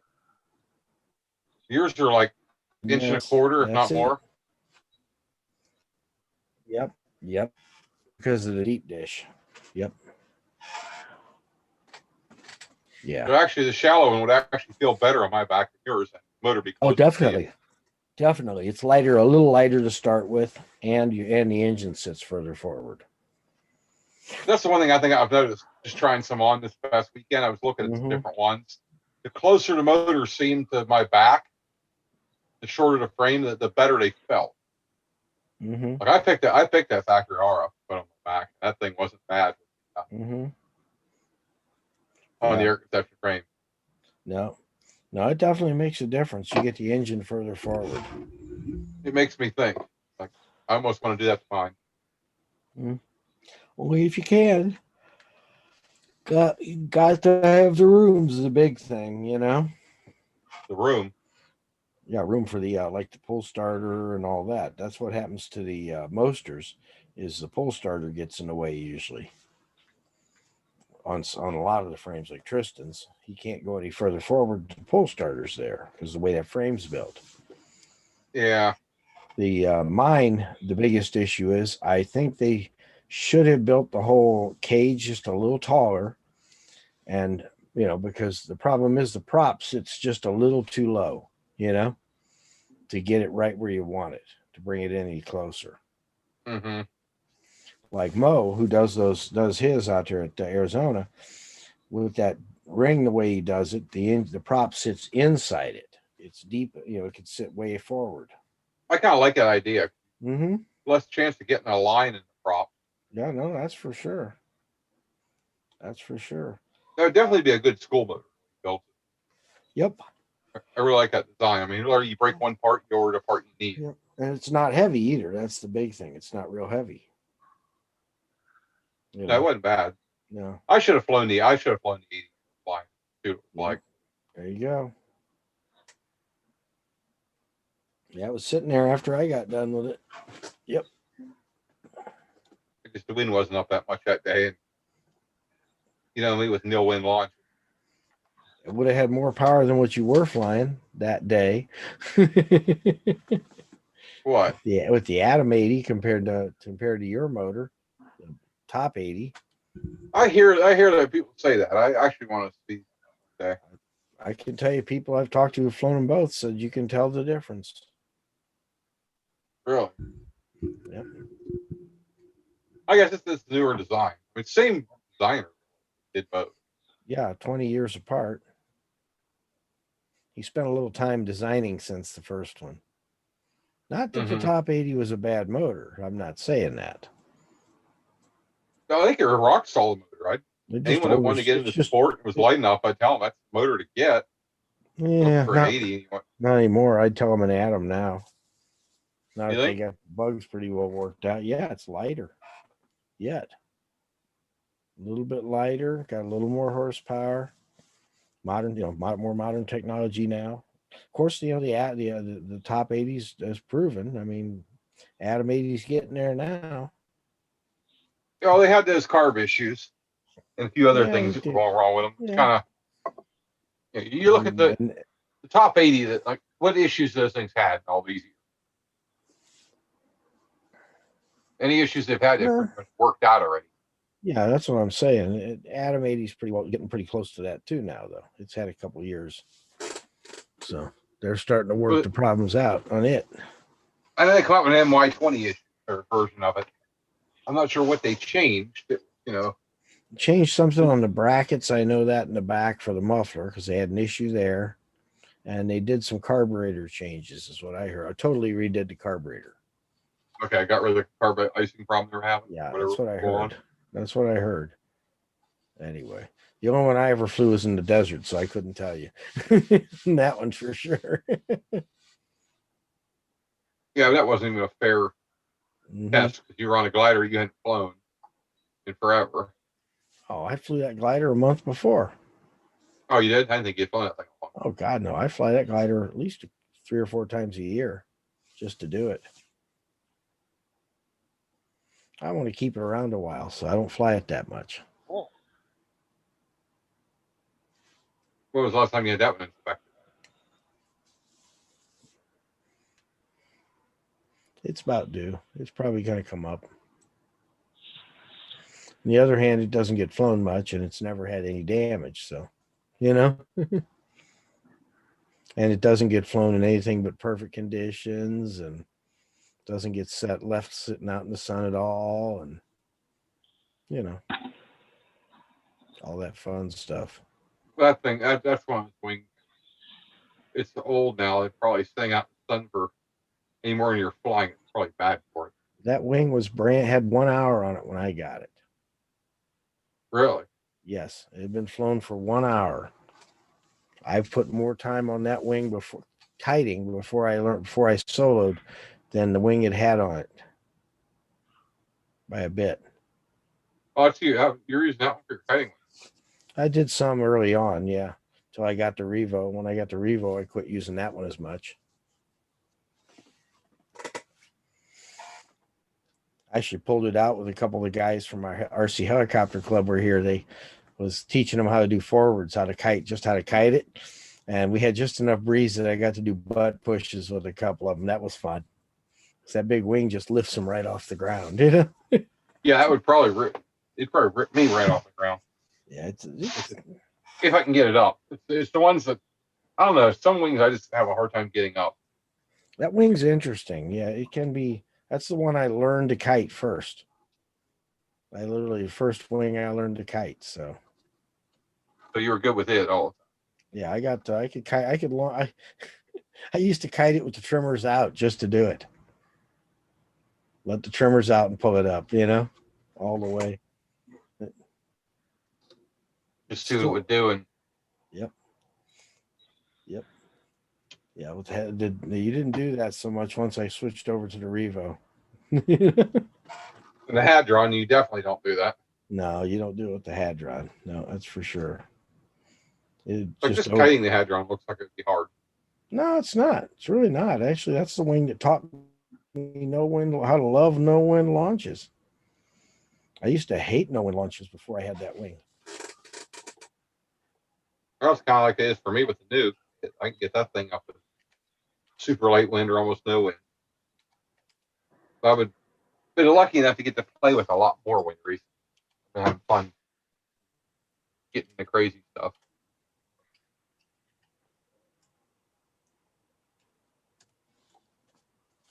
Yep. Yeah, John says, try kiting my big 30 meter in anything but a breeze. More like a wrestling session than a kiting session. I said, yeah, that's the size of my big APCO, my APCO Prima. It's a 30 meter. Yep, I can tell you I was still kiting. I wasn't flying yet. And we had actually been flying hang gliders. And we were over at Greenville, and the wind was a little high. Don't ask me why, but a couple paramotor guys and I decided to get our paraglider wings out and kite. Well, I can tell you, I got lifted. Wow, I got plucked. Fortunately, it was on just a big flat surface with nothing to run into. So it was interesting. Not ready for it. You're not ready for it. The first time you get plucked, it's like, whoa. Well, I had it happen the very first day I was kiting. The Matushas were out. And I was kiting the wing and was kiting reverse, doing a reverse and kiting. And all of a sudden, out of nowhere, here come a gust. I was wind out of the south. So I was up by the runway, and I got lifted up. And you can't see it from here. It doesn't work. Anyway, got kited, lifted up, and pulled towards the hangar. And I didn't flip around. I stayed reverse. Oh, really? That was weird. Yeah, it's like I yelled ahead, "Look out, here I come." And it gave it a little bit of weight shift and then flare and gave it a very slight flare and touchdown. It's like I probably went like 40 or 50 feet the first time. That was enough to get my attention. We decided it was getting too windy to kite after that. Oh, you didn't go up for another flight? No, the idea was to kite, learn how to kite, not fly at that point. Yep. Yeah, the wind just started picking up. Yeah. Nowadays, I would try to make the best of that one, pull it up again, and try it again. But you know how to kite and fly a paramotor down, paraglider wing. First day, remember? Yeah. Yep. It was just, I've been pushing further and further into midday recently. Just seeing, what things are like, and I'm learning more and more. Yep. I talk to everybody about it, and then I don't know, just when you do it, you actually feel it. It's so much different. Yep. Oh man, I had to order a printer toner for my my laser printer. Ouch. I started looking it up. It's like in the old days, my last one, I just ordered the containers and the chips, and I'd refill them. Well, nobody's hardly selling that anymore for the Canon. Interesting. Really? Yeah, started looking them up. The aftermarket cartridges, every single person review was like 70% of them were just 5-star. What's that number? 70%. And the others seem to have this issue where they'd start leaking crack. And it didn't seem to matter which aftermarket cartridge it was. They all seemed to have the problems. It's like, yeah, and some of them to the point that they had to throw the printer away. I think I just go ahead and buy the toner itself and refill it. Well, you can't find it for my Canon. Really? Nope. So I started searching, and Yeah, the factory Canon. Well, let's put it this way: 4 toners. Hey, John. Hey guys. Yeah, 4 toners with the full pack of aftermarkets are $50 to $70. Okay. Canon brand on the small tanks, the small cartridges, are $250 to $350. Good Lord. And if you're buying the extended packs, well, the standard ones go like 1,200 count, pages. The extendeds go 2,200. So you know what I want. I don't want to have to buy them very often. And those Yeah, are by like the extended. a set of 4 of those are like $500. I've got a Oh, that laser price, printer. you That That's sucker what- lasts a that's- long time. Yep. Well, I'm that's just what he's playing with. But he's playing with a Canon, though. Obviously, they don't make the an image. cheap cartridges for. Well, it's not the cheap. It's an what do you call it? Image Pro. It does you can do photo quality with it. Yeah, well, I'm That's- lucky. I got mine through the school, so Okay, nothing wrong with that. I didn't pay anything I for bought it. I bought a Xerox years ago for like $8,000. It's the Yeah, no magazine quality glossy print off of plain paper. Mm-hmm. But where they get you with that Xerox name Mm-hmm. is damn toner shit. It's so expensive. Oh yeah, HP, Canon, Xerox, all of them like that are high. Yeah, HP's not too bad. On their toner, on their big ones, it is. Some of them, but I mean, Xerox, even on their small business ones, do good quality are ridiculous. What size you have, Nick? 7120? Hmm? You have a 7120 Xerox? I can't remember which one it is. You've seen it, the one down in the office there, that big one. You'll have to look at the number. I might be able to hook you up with some free print ink if you need it. Ooh, nice. We sounds we just nice. got rid of a bunch of our Xeroxes, and there's Ooh. mountains of Toner? toner cartridges for it in the basement. Nice. Yep. Nice. I'll pay the shipping. Yeah, there you go. Heck yeah. I right now I have 5 different Xerox machines at the house. I have the one that I bought, and I had 3 or 4 I got from the hospital and collecting their scraps. That toner was about empty on them. When I got them, I run them out. Kind of stuck them in the back room with the idea that one day I'll find more cartridges for them. Yep. Mhm. And then I usually empty the extra toner thing myself. It's not worth buying that thing. The clean out thing. Yeah. Oh yeah, the powder return jug. Mm-hmm. Yeah, you got to remember those. People forget those exist on lasers. Mm-hmm. You can't forget they exist if you do a lot of printing. Yeah, well It'll make they- a mess. they show up and tell you that they'll stop. Xerox is actually stop when they get too full. Yeah, they will. Yep. And then Problem you're is like, when you what the dump world? them out, you have to blow them out, and you have to almost stick a straw in there to blow out because where they have the electric guide is see when the toner is too high in there. Mm-hmm. What you Toner's have to been do there is once go before. go to your worst enemy's house and use his air blower. Yeah, it's a mess. Oh my lord! It'll still some of it will end up at your house, but it won't be quite as bad if you go to his house. No. If you go to his house, yeah. I often wonder what it would be like to take one of those after you empty it out, put it in like some kind of container, carefully, take it up in the paramotor, Oh my lord! turn it loose in the air. You better shoot that'd be a cloud, that's for sure. That'd be a wild cloud. So I learned a new trick this weekend. You know my love of spiraling down with toilet paper and catching it on the risers. Right? Mm-hmm. I was doing that and then picking it up off the field like I did up at Kansas with my feet, or up at Arizona with my feet. Mm-hmm. If I pick it up, I tip my feet back and let it fall off. It goes through the prop, it makes confetti. Yep. Now you just put a wire with a dispenser right next to your shoulder and just give it a spin, and you can make confetti everywhere you go. I actually thought of that. I'm not sure what it might do to the prop, though. I'm afraid of blowing up the prop. It might have to if it went too much, I guess. Yeah. I can tell you a little bit going through there, though. Oh my God, does it make powder everywhere? The single ply might be okay. I don't know if you got that triple ply. It might be a little too tough. That's true. I've learned that the Charmin Ultra Yeah, that's really hangs in the air. Oh yeah, it does. Yeah, got a lot of air in it. Yeah, the Scotch stuff, when you unroll it, it doesn't rip. It stays in one long streamer, but it tends to go down too quick. Real it's- fast. It's made out of Dyneema, that stuff. Yeah. No doubt. Well, you got to dive hard on that stuff. Oh man, you're in a nose down spiral to catch it, let me tell you. Nick, I'm a little angry at you tonight. Uh-oh. What?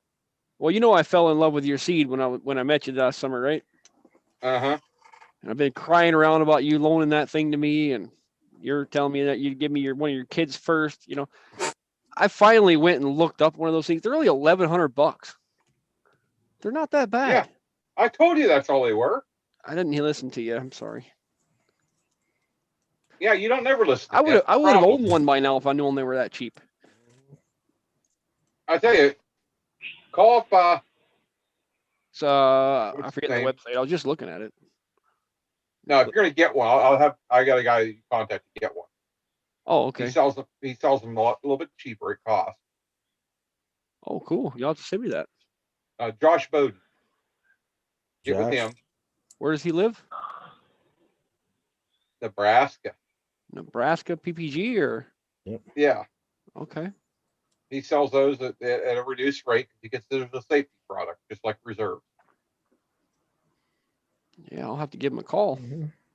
I definitely need a kiting wing. 'Cause I'll get more kiting in than I will flying. Live where I live, Oh, I hear you. And I hate to be that guy. I'm not as good at it as our crazy little buddy there with the dreadlocks, but Sean? No, Yeah. Sean. but I No do one can ever get as good as Sean. You'd have I to do like. enjoy kiting. Oh, Tristan's here. What Yep. are you guys doing? Oh, just talking. Talking Okay. paramotor. Hello, Tristan. How's Talking it about kiting and crazy stuff. Trading and crazy stuff. Mm-hmm. Yeah, hey, Tristan, I got upside down already. Bullshit. I got the video. I don't know. I saw a Mm-mm-mm. video of our wingtip touch. You've seen that. Nope. Really? I thought you'd seen the one I released. No. I gotta just there. That looks better. Mhm. That happens to I be also got- my YouTube logo too. That's kind of cool. I also got to do some thermaling the other day Nice. on a BGD Magic. Really?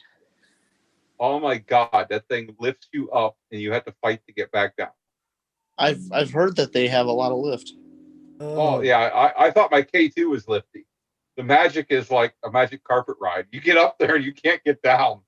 Well, that's good. Damn. Mm-hmm. I got to go through the BGD line the other day. I played with the Magic. I played with the Luna 2 and a 20 and a 23 multiple times. Trying to decide which one. I thought you already ordered one. Yeah, I was just he wanted me to make sure. Goes back and forth, and he's like, "I got him here. You want to try him again? Why not?" I flew 8 different wings the other day. Did you? Where were you at? It's Swanee Parafest. Oh, okay. They did the everybody from Palm Bay went up there. Yeah, some people get spoiled and they get to go and play at all the different paramotor events. It must be horrible for him, huh? Yeah. Poor fellow. Not mentioning any names. Keith, Nick. Mhm. Sorry. My throat Yeah, there. you'd have liked it tonight, Tristan. I was playing in 17-mile-an-hour winds, landing her off the lake, and I was hovering, coming in and doing touch and goes, standing there and taking back off. And Yep. Sounds about right. I can't believe you actually got off the ground in that kind of wind. why? Elevator up. Yeah, elevator up is right. Because 17 mile an hour seems a little high for your taste, but maybe it's growing. Put it this way: after what Keith and I did up at Anthony Vella's, I'm not scared of the high wind anymore. I think a lot of it depends on where that 17-mile-an-hour wind is at. You know, That's if it's true. laminar or not. Yeah, I like Makes a that. big difference. Yeah. 17-mile-an-hour here will put you upside down when you don't want to be there. Mm-hmm. Well, put it this way, I Remember- was doing touch and goes at trim level 5 on my wing. Mm-hmm. That's Lucky enough dog. wind. Enough wind. You got to bring it up from a rosette, or you got to cobra it. Well, the thing was, it wasn't that high when I took off.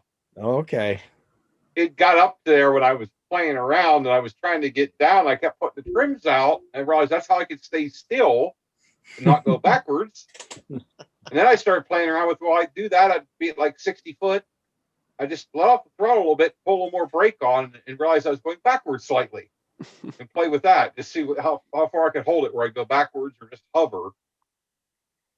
I brought my wing out a couple days ago now, you know, just to bring it out of storage, make sure everything's good with it. And real light wind, and I popped it up in the air. And as soon as I got up in the air, a big gust hit me, and I was grass surfing across my yard instantly. Yeah.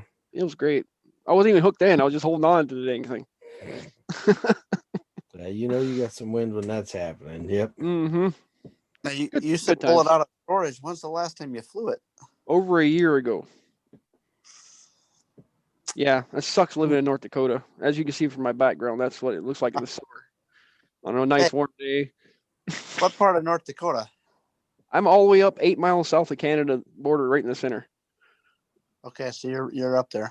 Yeah. I'm north central Wisconsin, so Okay. I'm used to Not the too cold. far. Well, right now I'm down by Scott Air Force Base, 20 miles east of St. Louis, but Mm-hmm. pretty close to Keith. But yeah, I come from up there, so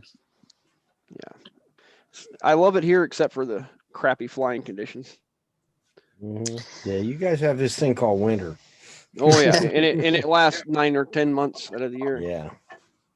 Yeah, you get no time to fly. You need to like come to Florida with us. Fly. bullshit. There's plenty of time to fly. You just got to use skis. Yeah, and wear really, really warm clothes. That's Yeah. true. Trying Well, to freeze your nuts That's off, eh? that's the beauty in a snowmobile suit is that they're warm. Mm-hmm. Yep.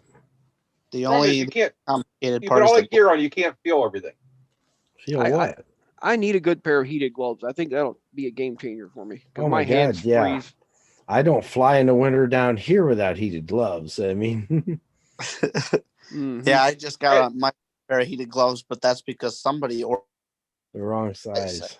Yeah. fortunate to have the right size hands for these gloves. I've got another pair I should have tomorrow or the day after. They're the right size. Place those.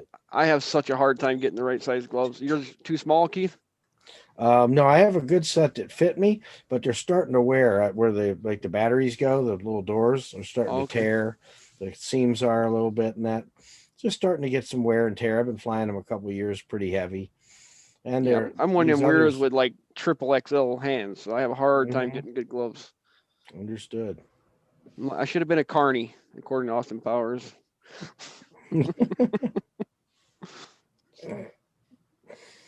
Nick, are you falling asleep on us over there?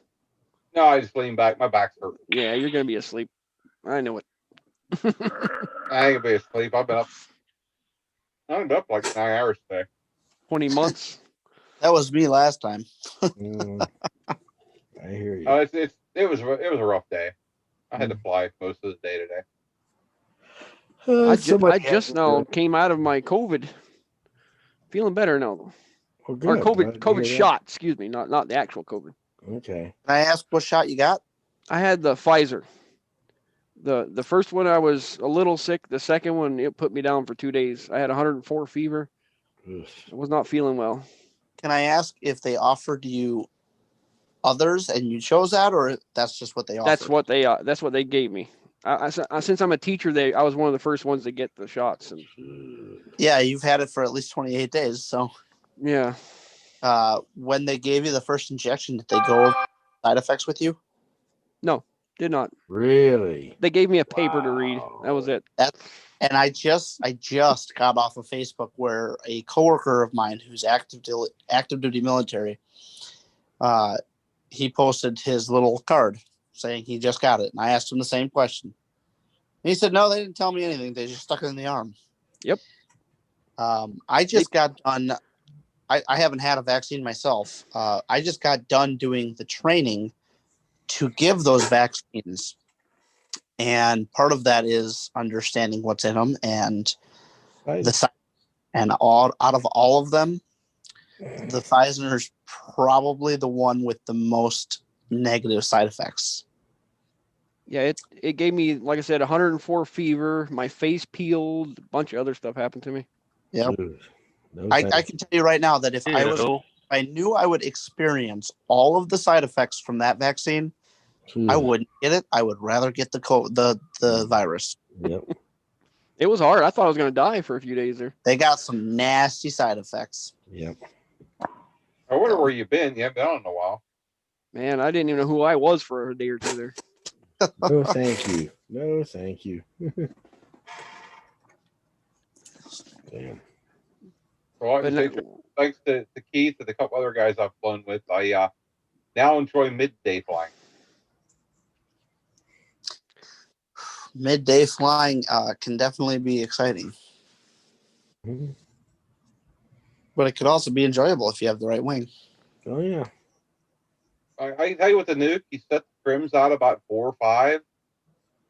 It's not bad. Mm-hmm. Is that one? Is that rated for free flight as well? I'm not sure. Don't remember if the nuke is or not.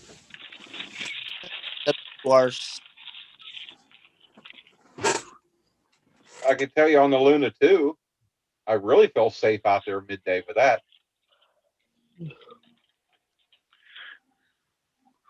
Mm-hmm. Yeah, I don't think I'm going to fly much this summer myself. Why is that? I'm going to dedicate my life to more kiting. I do lots of kiting. That doesn't stop me from flying though.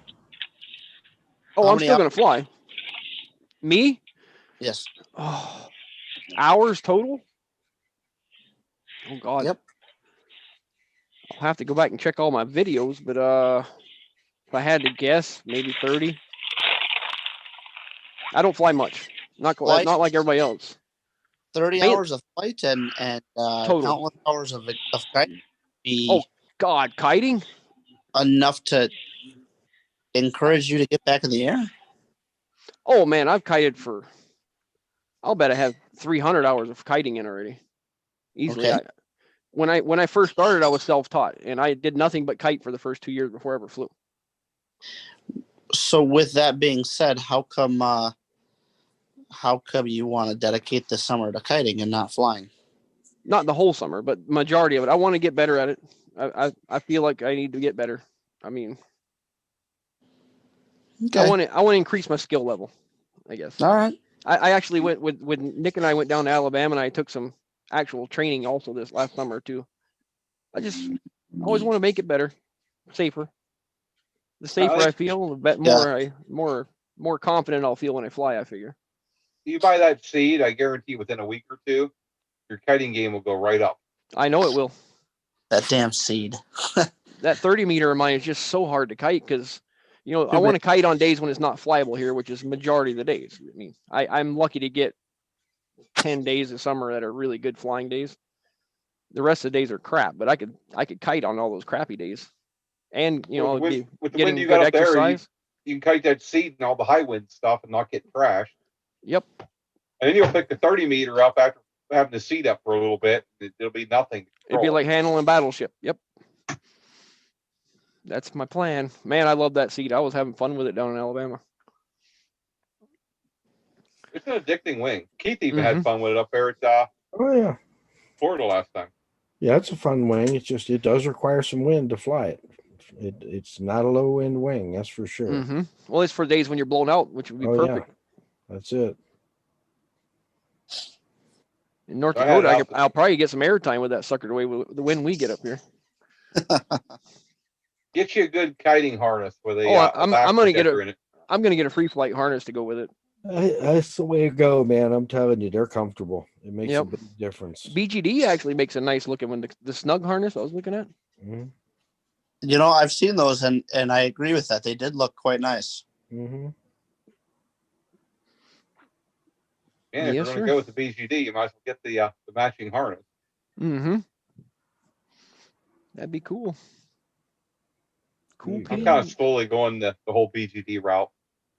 I'm addicted to their I'm wings. not married to any brand in particular right now, but I do like that seed for sure. I have never tried any of their other wings. I can't say. I flew 3 different BGD wings, all the same day within 5 minutes of each other, and I'm convinced they're the ultimate wing right now. I've got Ultimate for advanced pilots or ultimate for everybody? You could pick up the Luna 2, which I'm getting, and that thing goes from like just above a beginner to an advanced. Okay. It's like it's an all-round wing. Does everything well, though I see. Yeah, I think my Electra is considered a B wing. But There you go, Nick. pretty 220, docile. $225 for a Vario. That's not bad. Not bad at all. No. I'd like to have a dedicated Vario. Just Hey Nick, do you have I think any reflective 60 beam sensors by any chance laying around? like the beam sensors. Yeah. Or you know where a guy can get them cheap? What are you trying to measure? I need to make a portable drag racing tree Okay, I built hook up some so of those. I can set it up in the road. You're not supposed to do that. I have permission from the local government Oh, well, To- then what to are you clo- waiting for? to close the road down. I just need to build it. To buy one, they're outrageous. Yeah. All you need is a Raspberry Pi. Yeah, the Some, controllers are easy. It's just those beam sensors are hard to come by. The proper ones. Yeah, I would need a I've got ones total that'll work of for you. I needed a total of 6 of them. You got your pre-stage, your start line. Oh no, 8 of them 3. actually. I need No, you Yeah, need 3. on each side. Yep. You Yeah, have one for there's each 6 of 'em. side. Yeah. So you got your pre-stage, your stage, and then your red light beam, and then you got your finish line beam at the far end. I'm not going to do Okay. timers or anything that fancy, but I'm going to do the basics. Show me who won and show me if somebody red lighted or not. You could do But- timers. It wouldn't be hard. I guess it You're wouldn't be using really. you're using freaking Raspberry Pi for the controller. God Yeah, damn. That's Once you true. got the start and the stop, what the heck? It does Might it as all. well, yeah, it'll do the timing for you. Yeah. Oh, you That's need true. an RTC in there. I Yep. probably could even figure in the speed and everything, couldn't I? Mm-hmm. It would Yeah. have. Yeah, you could. That'll figure it for you in a heartbeat. It'll tell you Man, everything. Tell you You how guys are fast, adding how work onto me long. right now. And it's actually not hard work even. Dude, it's not hard. The libraries are there. You download the It's code, already drop out it in. there. Yeah, it's Yeah. already out there. I Yeah. guarantee you, someone's built one with a Raspberry Pi. All you do is download the code. I haven't seen it done for that, but for RC helicopters, we definitely use exactly what you're talking about. I've seen one that was set up for RC cars.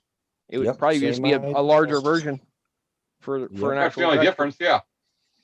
That's a good That's idea. No matter if it's RC or full size car, it's the same. Same principle. Settings. Yep. Yeah, same principle. Yep. Just your speeds will be different in times. hmm Yep. Cool. Yeah, those beams I can't find them for under 60 or 70 bucks a piece. So Really? yeah. And those are for the ones that are hardwired. I can't even find the ones that have batteries in them. That's just dreaming there. Mm. Battery portables. Yeah, I'll deal Wireless. with hardwired. I'll make my own wires. Yeah, you could do it wireless. Use Mhm. XP module. I can hook you up with a bunch of those. Yeah, we'll have to sit down one of these days and you can help me schematic it out with your expert. I used to be a test technician, but that was in a past life. It was a long time ago. Mm-hmm. Dude, I'll help you compile the code and make it work right. Put it this way, I built computer parts for B-52s, if it tells you how long ago I worked on stuff. Good Lord. Point to point wiring. Mm-hmm.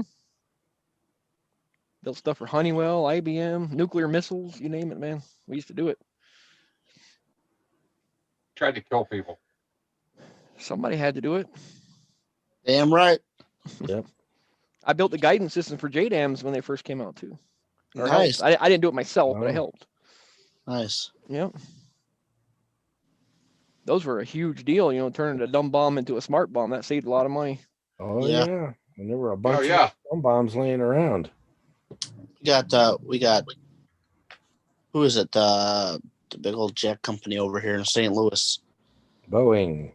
Boeing, that's it. I got to tour Boeing's department of their assembly department where they were building jets. And that was pretty cool because you get to see them in every different stage of production. After that, we got back on the bus and went to their other facility where we got to see the guidance systems like you're referring to that they strap to those dumb bombs and turn them into smart bombs. Mm-hmm. And They're cool. yeah, there was a lot of neat technology that they showed us. Mhm. And I can't imagine the kind of shit that they were hiding and didn't show us. So So when you think about it, those adapters to put on those bombs were very simple. It's a pair of fins and a controller. I mean, it wasn't nothing high tech. The thing my company built was the piezoelectric gyroscope. It's an electronic gyroscope. They ran them. Mm-hmm. Yep. It just vibrated at a really high speed, and when you moved it, it sensed it somehow with laser beams. It's kind of cool. It's just when you think about the technology they did do that, it's not like super high tech, but it made so much of a difference. Actually, putting a bomb down on a building where it needed to be, rather than just letting it hit wherever. Oh yeah. Hoping for it to drop it with gravity and hit that building. Yeah, no more carpet bombing. Click of a mouse, We'll put it right here. Imagine if you loaded a radar carpet bombing aircraft up with a bunch of those smart bombs, have everyone targeted on a different area. They could do it. How much more effective that would be. Oh yeah. Yep. They could do it. B-52 loaded with what, like 80 bombs? Yeah, I don't even know how many they hold, but I know it's a bunch. Yeah. That thing's nothing but a big cargo plane. Oh yeah. You got it. Yep. When I toured Boeing, they were in the process of building, I think they were F6. So that was pretty neat because we got to get real close and personal with them. So they had them up on stands and platforms underneath, so you get up underneath and work on all the electronics and the motors or engines and everything. And then the next plane would be down on the ground, and platforms were over top, so you could get at the top sides, and it was neat. Yeah, it was just in the news the other day. Our local Air Force base just brought in a brand new B-52. They were all proud of themselves. They went and dug it up out of the mothballs and got her going again. Well, it's probably one of the ones they've re-engined and all new avionics. They had it out in the desert for however many years, and they decided they needed one more, so they went and got it. Yep. Yeah, that probably has the most technology of any B-52 flying too. It's probably the latest. You'd be surprised at stuff they put in those things now. They have really upgraded them. They still have the tail gun in them though. Yep. To this day. You know what one of the top secrets was on that airplane when it came out? Crosswind landing gear. The landing gear would automatically adjust angle. All the wheels would. So they were pointed into the wind even if the plane was flying crooked. That's cool. Yep. Yeah, they have a lot of wheels. Yep.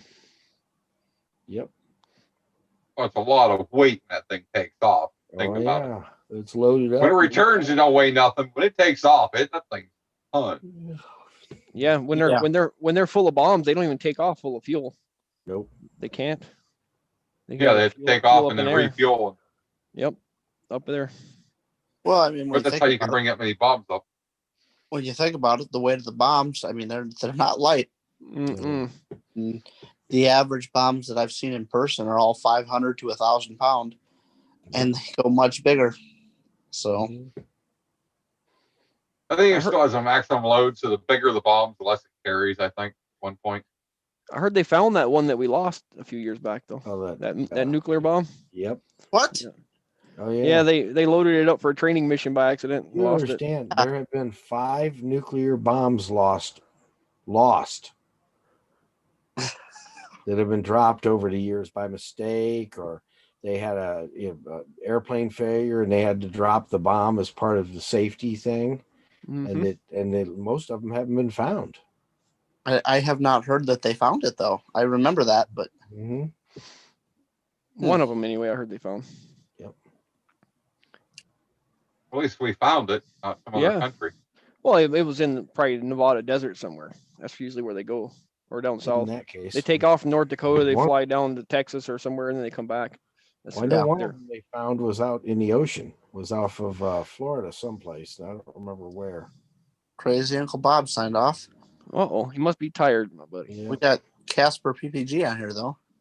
Yeah, Cas- Casper, he's a regular. He's here all the time. Yep. He doesn't like I- talking to us while we're live, though. Wasn't there when I signed in. Nope. He travels the world too. I'm Yep. lucky. Hey, what do you guys think about that new setup out in Egypt?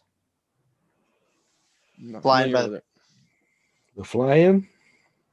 Yeah, There's I a think it's flying in cool. Egypt. Oh yeah. Yeah. That's up to cool.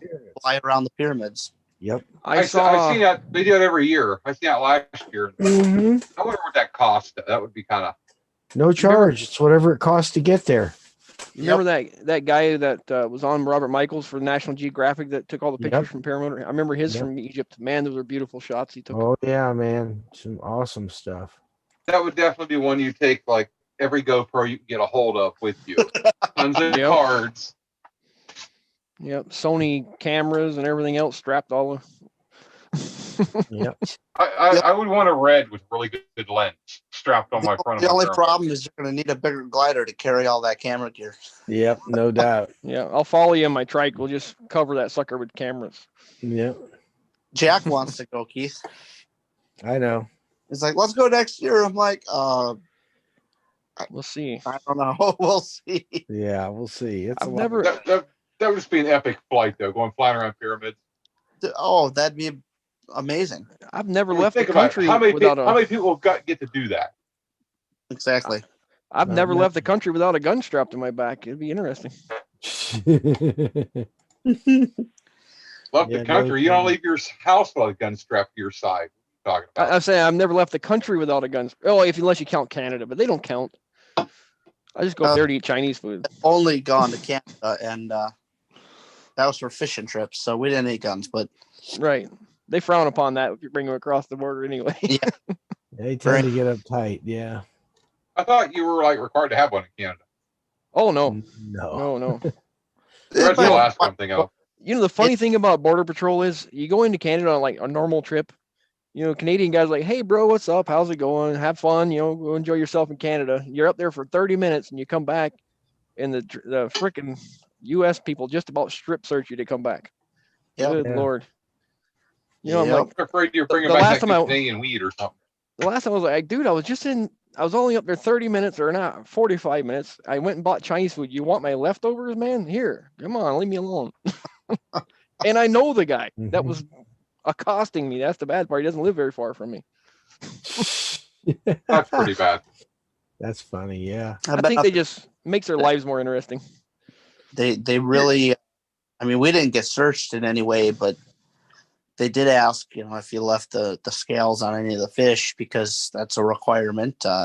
Asking if we were bringing potatoes and do you have any guns? The papers say you didn't have any guns when you went over the border, but do you got any guns? Any bullets in here? What are you doing? It's like, dude, we're American citizens. We're not trying to, cause trouble here. We're just trying to go. We just went fishing. Yeah. What's the requirements for the scales? That's kind of weird. For what? What you said there's a requirement for scales on the fish? Yeah, so they can identify the fish. Fish back across the border, you have to leave a section of skin and scales on the fish so that it can be identified for species. Make Really? Sure. Yep.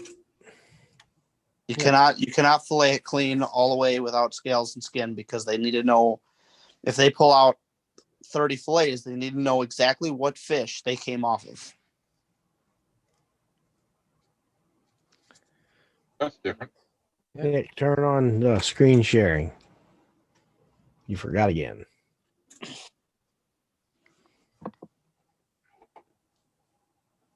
Still got to get me one of them dang passports yet too. Passport. Shit. I still got use my birth certificate yet, but I think they're going to do away with that pretty soon. I got a They're test so to go. close to Canada, they don't care, I don't think. There's what he's talking about. That's the one. Yep. Open the pyramid gate. That's the one. I mean, I'd be down. What would they do to you if you landed on top of that sucker? I don't I'd know. be standing on it. It's kind of steep. I'm just, They have to stay a certain distance from the Do they? pyramid. It's Dang not, it. yeah, there's restrictions there. there's probably some dude sitting at the bottom of the machine gun saying, yeah, come on. Yeah. Anyway, I just thought it was. I agree That with would you. be I thought so- it was interesting. That would be epic. I gotta Yeah. admit, it would be very cool. Yeah, Sky- that would definitely Say, be. I've never heard of Sky One Air Sports. Is that like a paramotor club there? Not sure who they are. Well, it's Air Sports, so not PPG. So I'd imagine it's all sorts of aviation type. Yeah. I It don't know. almost looked like ozone wings in the flyer, but that might just be stock footage. Right. Yeah, I wonder The- how hard it'd be to travel there with your paramotor and your wing. With your wing, Possible. it's hard at all. And your paramotor, as long as your fuel tank doesn't smell like gasoline and you don't claim it as a paramotor, you claim it as aviation or airplane parts, they don't question it. At least that's what I've been told. I've never done it myself, but So I wonder if you got a bunch of that fuel scent we use in drag racing and dump it in your tank. It smells like grape soda when they open up your tank. Wonder what they'd That say. would probably work. That would probably work. It's a gamble. As long You're, as it you're gambling doesn't- with your motors. Yep. Yeah. Be better off just take the fuel tank off and use another one that's there or something. Huh? I was going to say, if you just order one and have it shipped there and then leave yours at home, Wouldn't work too good on one of the new gravities. Yeah. that's an expensive fuel tank. You're no kidding. Yeah, I Okay, thought well, mine was. I thought I could mine take was. the mini plane, just take the Yeah. buy a new tank for it, never put fuel in it, take it over there, and then leave it over. I'm done. Yep. Or donate it to their club or uh, something. Bladder like mine, and you just vacuum it out. Well, yeah, suck all the air right out of vacuum it. it out and mail it back to yourself. Take the chance. You got a 50-50 shot of getting it back that way. I mean, I doubt that anybody would stop it. So Like probably- you said, you put that stuff in that makes it smell like grapes, and you put it in the mail, and they probably wouldn't even notice it then. Nope. Yeah. Yeah, Some dealers around the globe will rent you their equipment. yeah. It's a lot cheaper than a fight and may Oh, never yeah. see your motor again. They said I you- know. I- Scout. Like if you go on one of those Scout trips, they supply you with a machine when you go.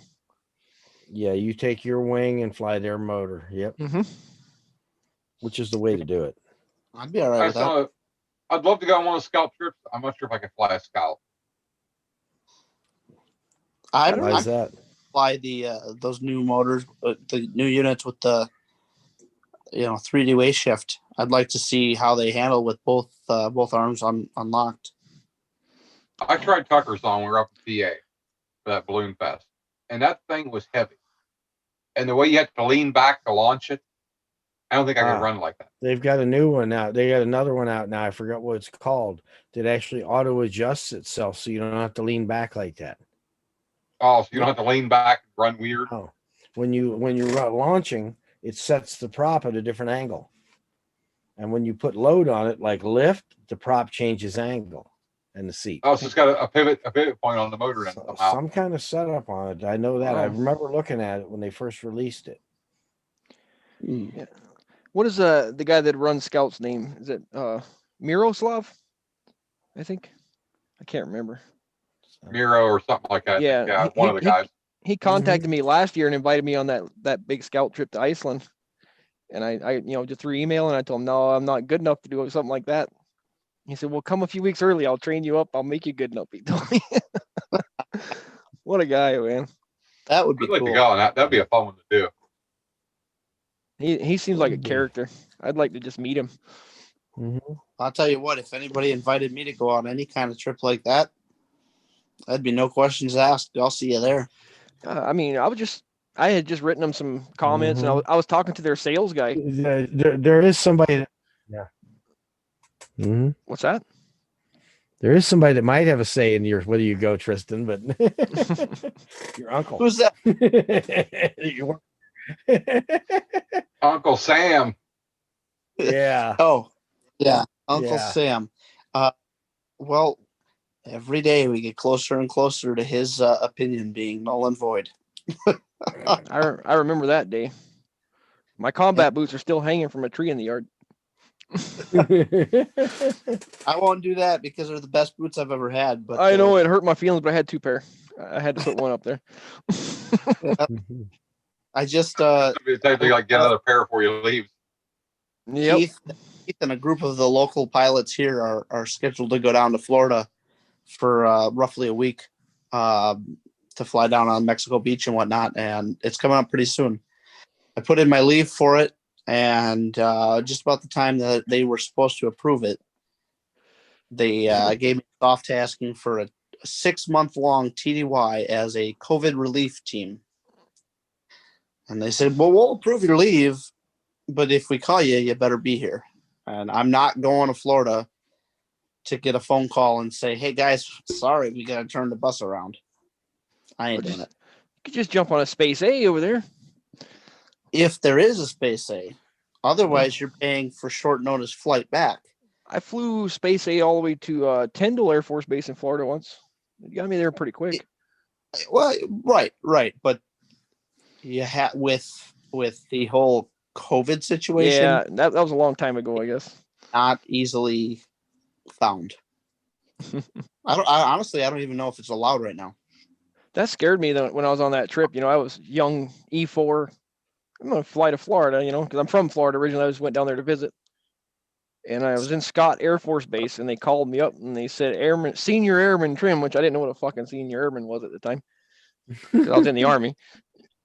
You have been selected to fly on the next leg of this flight. I was thinking there was a chance I wouldn't be. Oh my Lord, it scared me. Oh yeah. Oh yeah. That's PMC flight, man. Plane may come. Yep. If some general needs a seat for his golf bag, you're screwed. Yep. That's it. You got it. We had an air crew coming back. I think it was from Germany, Ramstein. And the way that it works when you have air crew coming back, any of their personal belongings they need to bring back, you find a place on the aircraft for them. And these guys thought it would be a good idea to get some of the local beer because it's, they'll drink it. And if they don't drink it, they'll sell it. They brought back an entire pallet of local beer from Germany. Oh boy. They got good stuff. And they told our guys to load the shit up. And they're like, go ahead, throw that on the plane. We wanted it, over here on this spot. And they're like, no, that's not right. And they're like, well, they bought it. It's their personal property. And because it's personal property, it goes, no questions asked. So they brought back a whole fucking pallet of beer. I flew back from Venezuela on an official trip back when we stopped in Puerto Rico. We got there in the middle of the night, and this customs guy comes out and gives us the speech about what you can and can't have and stuff, and how they're going to search our bags. He said, all right, now, with all that said, does anybody have anything they want to declare? I had bags of liquor and all kinds of stuff, stuffed in my bags. And this guy raised his hands and said, I have a box of Cuban cigars in my bag. And the guy looks at him and goes, like I said, does anybody have anything they want to declare? No? Okay, good. See you guys. That's great. In other words, your buddy owed him a cigar. Right? No doubt. Oh, good times. Yeah, it's got its pros, but it's definitely got its cons. Yep. I mean, like I said, this is two winters in a row. No, 2 Florida trips in a row that I will not be attending because Uncle Sam had other plans. So. I got spring break coming up pretty soon. I should see if there's anything going on. Of course there is. Real soon. What month? This month. At the end of this month. March. We're going to Florida. Right before Easter. Yeah, right before Easter is when Keith and everybody's going to Florida. Yeah, that's where we're heading down. 25th. We're at in Florida. Well, initially we're going to show up at probably Palm Bay. Panama City Beach. Panama City. That's where I'm from. I'm from Tallahassee, or south of Tallahassee, or west of Tallahassee originally. My whole family lives Panama there. City. I could go stay with my And- brothers. We'll probably end up, depending on conditions, anywhere from there all the way over to St. George Island. Also right in my neck of the woods. Yep, I've flown. It's a fun place to fly. Load your damn trike in the truck and head down. You got me thinking. You got me Well, thinking stop hard. Hurt your head. Just get in the truck and do it. I mean, literally, I could stay half my trip there for free because my family. I have 8 older brothers and 7 of them live down there, Dude, I got space in the trailer. You can stay here with me. and my mom. Oh, dude, no! Don't stay with Nick. Don't stay with Nick. That'll get too cozy too quick. I went on a trip with Nick last summer. I know exactly what you're talking about. You're gonna wake up to somebody cuddling you, sniffing your neck. He'll I don't do that. He'll lock the doors and his ass will let go. That may happen. You're right there. There's more chance of a heart attack happening in the middle of the night. You know? Yeah. This time I'll wear pants, Nick. I'm just gonna say that. Oh Yeah, my lord! yeah. I got. None I almost- of us here didn't think right. Being up there in the snow all the time. You come down to Alabama wearing shorts. The next day, he's in here crying and screaming, trying to take a shower. He's sunburned so bad. Oh shit! And then for 2 days, he whined about it. I still did all the training. I didn't stop. Yeah, I was hurting, but I did it. there you go. And then Yes, he got sir. his new nickname, the Prop Buster. Oh God. Yep. Hey, I need to borrow your paramotor when we get down there, Nick. I'll let you fly the top 80. I need a new prop for mine. God dang it! I wonder if I can get one in time. You I'll sure look, bro. can. Oh yeah. I have an unusual paramotor though. What are you flying? It's a Simonini Mini 3. Mini 3. It's the original Power Gold by Fly Products. Uh-huh. She's still running, the old girl. I know who would probably have a prop for that. And Keith Keith, knows who's too. right here in Missouri? Glider Sports? Aerolite usually supplies my props. Where are they Okay. Right located? here in Miami. Florida. Yeah. Right Well, down shit. the road from where we're at. Your brother's house. Have it shipped there. Yeah. Or my brother's house, yeah. That's what I said. Oh, I'm sorry. You skipped a little bit. I don't have a brother in Florida. I thought you were talking about Keith or somebody. Nah, No, me either. That's a good thought. my family's all stuck in Wisconsin, so What day are you guys actually heading down? So I can 25th. start- Oh, the the, 25th. probably gonna leave after work on Wednesday. I think that's the 24th. Let me Yeah. pull up my schedule and see exactly when I get off. 24th we'll through do- 29, I believe, was the official Yep. dates. Back- But yeah, leaving we're gonna- Right. the Get back. evening of the 4th. But Yep. they're taking a big old.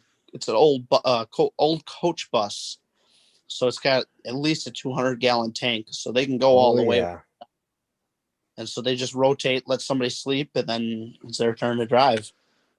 The That's bus never kinda stops. nice. That's kind of nice. Yeah. That, and if you want to make a sandwich or cook something in the microwave, you just walk, or the stove, you walk in the back and do it. Yeah. I don't get off till March 28th. Ooh. Yeah, you'd be we'll missing be them. home. We'll be heading home the next day. Mm, Yeah. dang it. You're leaving on the 25th and heading home on the 28th, 29th. 29th? Yeah. Oh, okay. Leaving 24th. Yeah. Dang late in the evening. Damn. So I'm going to miss it Damn. Ah, shit. because I'm off from March 28th to April 5th. Yep. Okay. Well, it's a little further out, but Georgia, Bad Apples Flying. Oh yeah. Is that during that same time? No, Yep. it's a little later. I think that's what, May? Hmm? April or May. May. Yeah, Field of Dreams, man. It's a nice Now- place. Field of Dreams is up here. There's actually about 4 of them that claim the name, so it doesn't matter. Oh, well- yeah. What is Yeah, that it's website like- that has all the fly-ins listed on it? I don't know that there is a good US one this year. USPPA. Nobody's listed on there I this I year. thought that Oh, Paramotor PPG Crazy. Zone. No, PPG Zone has most of them on there. Oh, you know what? Yeah, that's who did it. My paramotor, Our our Paramotor paramotor Nation. nation. They put a bunch of the events up. Yeah, I know they were working on it. Let's see Yep. here. Nick, do you have my contacts? Your contact. Yeah, my His email. information. No, I don't. Okay, I'll send you mine.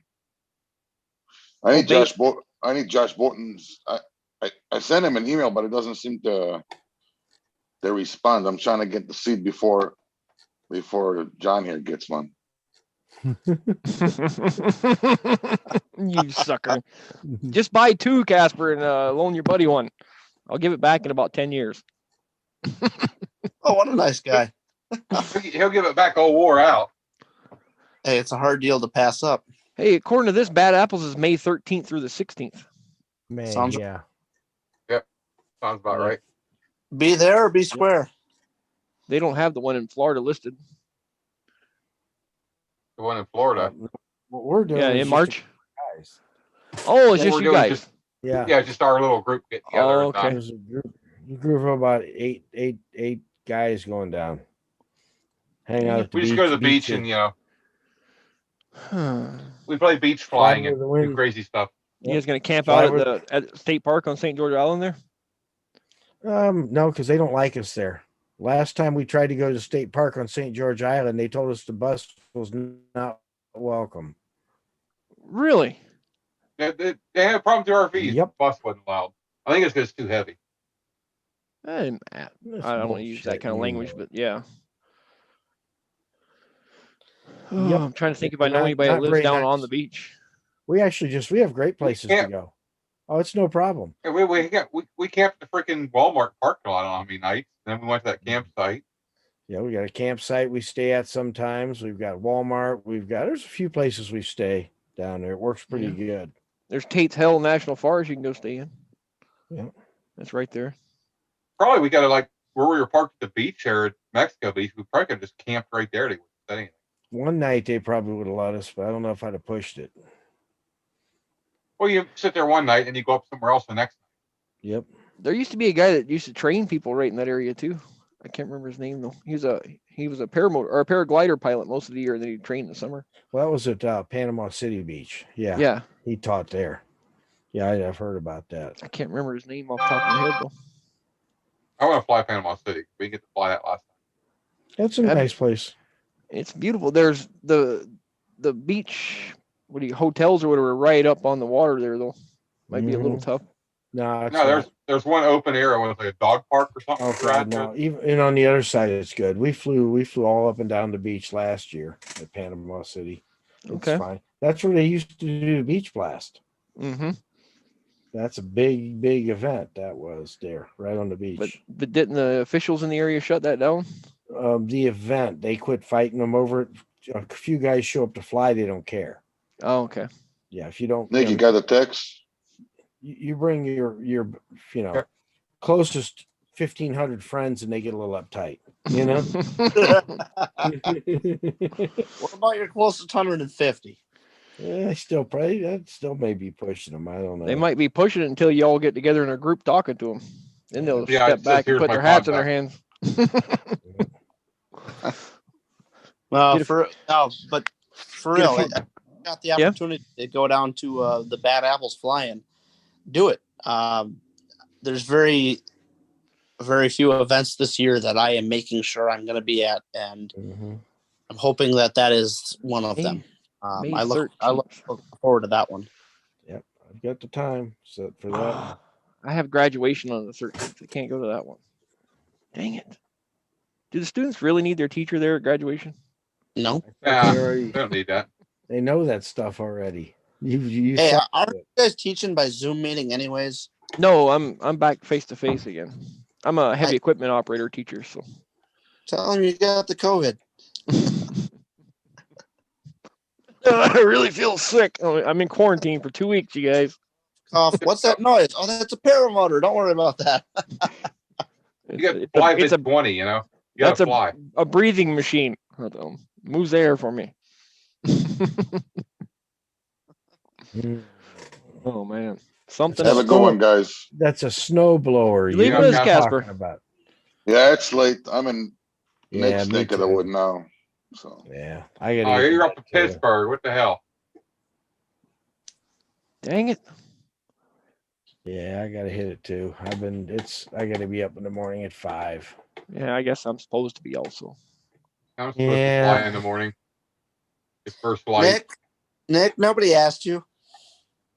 Now I have to. I've got to think of something to do during this break, 'cause that's the only decent break I have for foreseeable future. Hmm. Ugh. You gotta come down and fly. Come to Ohio. I guess I'll the end get of your- July, I'll I'll retrain have. The end of July, I'll have some free time, but not much. What about September? Ooh, I don't know what I'll have in End of- September yet. Well, as soon as you can, put in for the end of September. There's an event. I'm pretty sure it's just east of St. Louis. A bunch of Hoosiers running an airfield that are trying to put it together. Yeah. Annual They're flying. a bunch of crazies. I'd watch that one, man. Yeah. There was one in supposed to be in Minnesota last year, but I don't know if they had it or not. They did. Did they? Yep.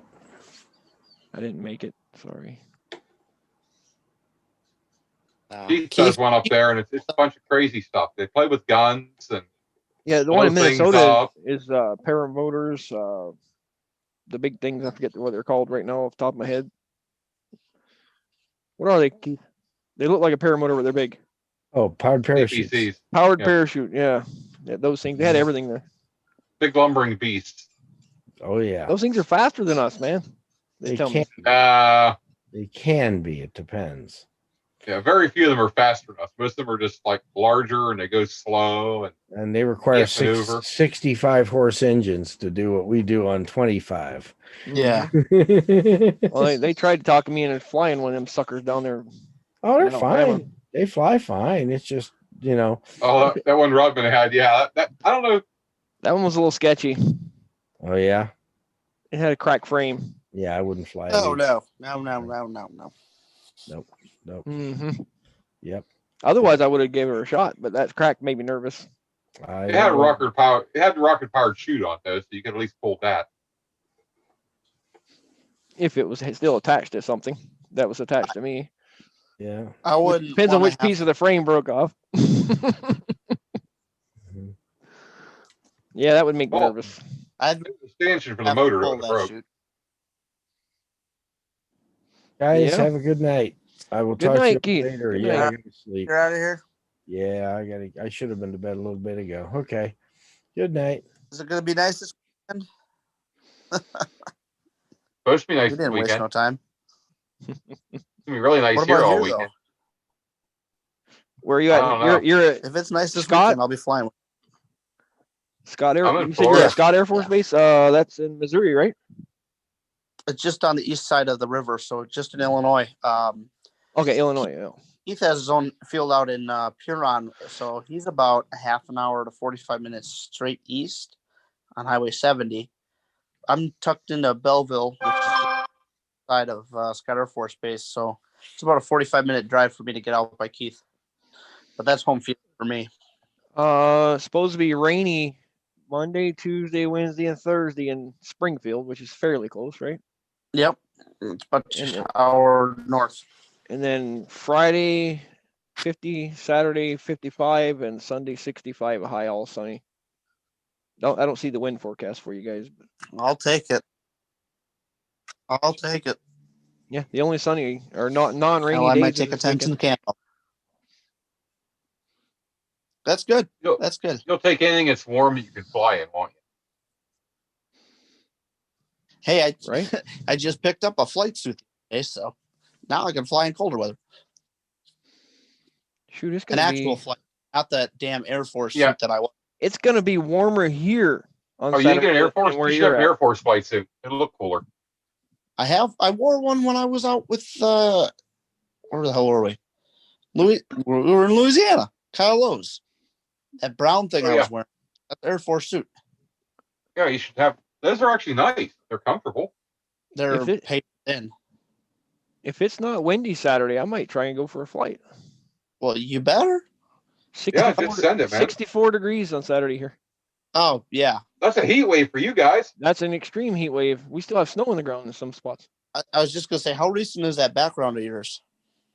Not sure. That's about a year ago. Oh, so not this winter. Okay. No. Yeah. So I mean, I was gonna say, if that's what your ground looks like right now, you're gonna have to find a parking lot to take out of. But No, that was I was on a job building a giant landfill. It was just a picture I took of it. First Well, snow of the year, that one. get your gear up. Take a flight. Mm-hmm. I have to reassemble my trike. I have it all in pieces and everything for when I put it in storage. I mean, you're gonna have to do it one time or another, right? I got all week to do it, so shouldn't be no You're problem. welded that back axle yet? Not yet. You I get could that do welded first. I could do that this week though. Well, before I assemble it. The welding teachers are back in class now, so they can weld it up for me. Where are you located? North Dakota, Dunseith, North Dakota, it's called. North Dakota. Yeah, it's a long way from here, but I was gonna say, I know a guy that can weld. Well, I mean, I'm at a community college and I'm in the trades program. I got welders that I work with every day. There you Professionals. Yeah, I'm thinking, can you weld titanium? Yes, Yes. I can. My teacher can weld titanium. I can't weld anything with a TIG welder. I've tried. I bought one. But I need a lot of practice. That's a big key when it comes to TIG welding is practice, and more practice. Yep. You gotta learn control of that hand, keeping that tungsten out of your puddle. Yep. I mean, Some guy asked me the other day, why did you buy a TIG welder if you can't TIG weld? I said, I'll never be able to have a TIG weld until I get one and learn how to use it. I said, right. Yeah, it's not something you'll just learn it first. You just have to get one and try it. I told my partner, I said, let's buy a TIG welder and 2 bottles of gas because we're going to need the first bottle for practice. So you said you work at the college. Do you do any kind of night classes? Not usually, no. I'm a heavy. I don't know. I don't think they do. So when I went to community college, if you will, technical college for precision machine tool, and then I went back and did the welding and fabrication. And because I went for 2 different topics, by the time I went through the welding program, I already had all my gen eds and blueprinting and shit like that. Cool. I gave a lot of free time, so I utilized that to teach one class, tutor another, and work in the fab shop for just like cleaning and shit like that. And I was in there during their night school, and Cool. it was nice because we're such a small college. I don't think we really have a need for a night school, though. We have a hard enough time getting enough students for day class. I'm in a town. Well, that was a town of 8,700 people, so it's not that big. That's big for North Dakota. Yeah, that's like a major city compared to what you got there, John. Yeah. You got like 40 people in a town if you're lucky. Well, not that small. 8,700 people really isn't that big of a town. I'm going to look up the population of the town that the college is in. It's 2,078 people. Okay.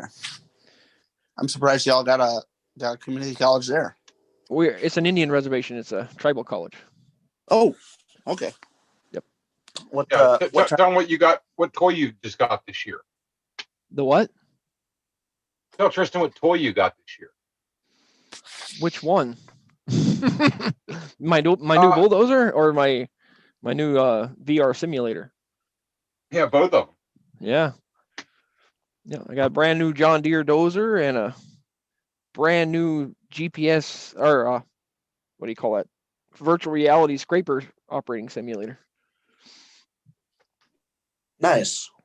Mm-hmm. We got a simulator in so that we can teach big rigs and buses and shit like that.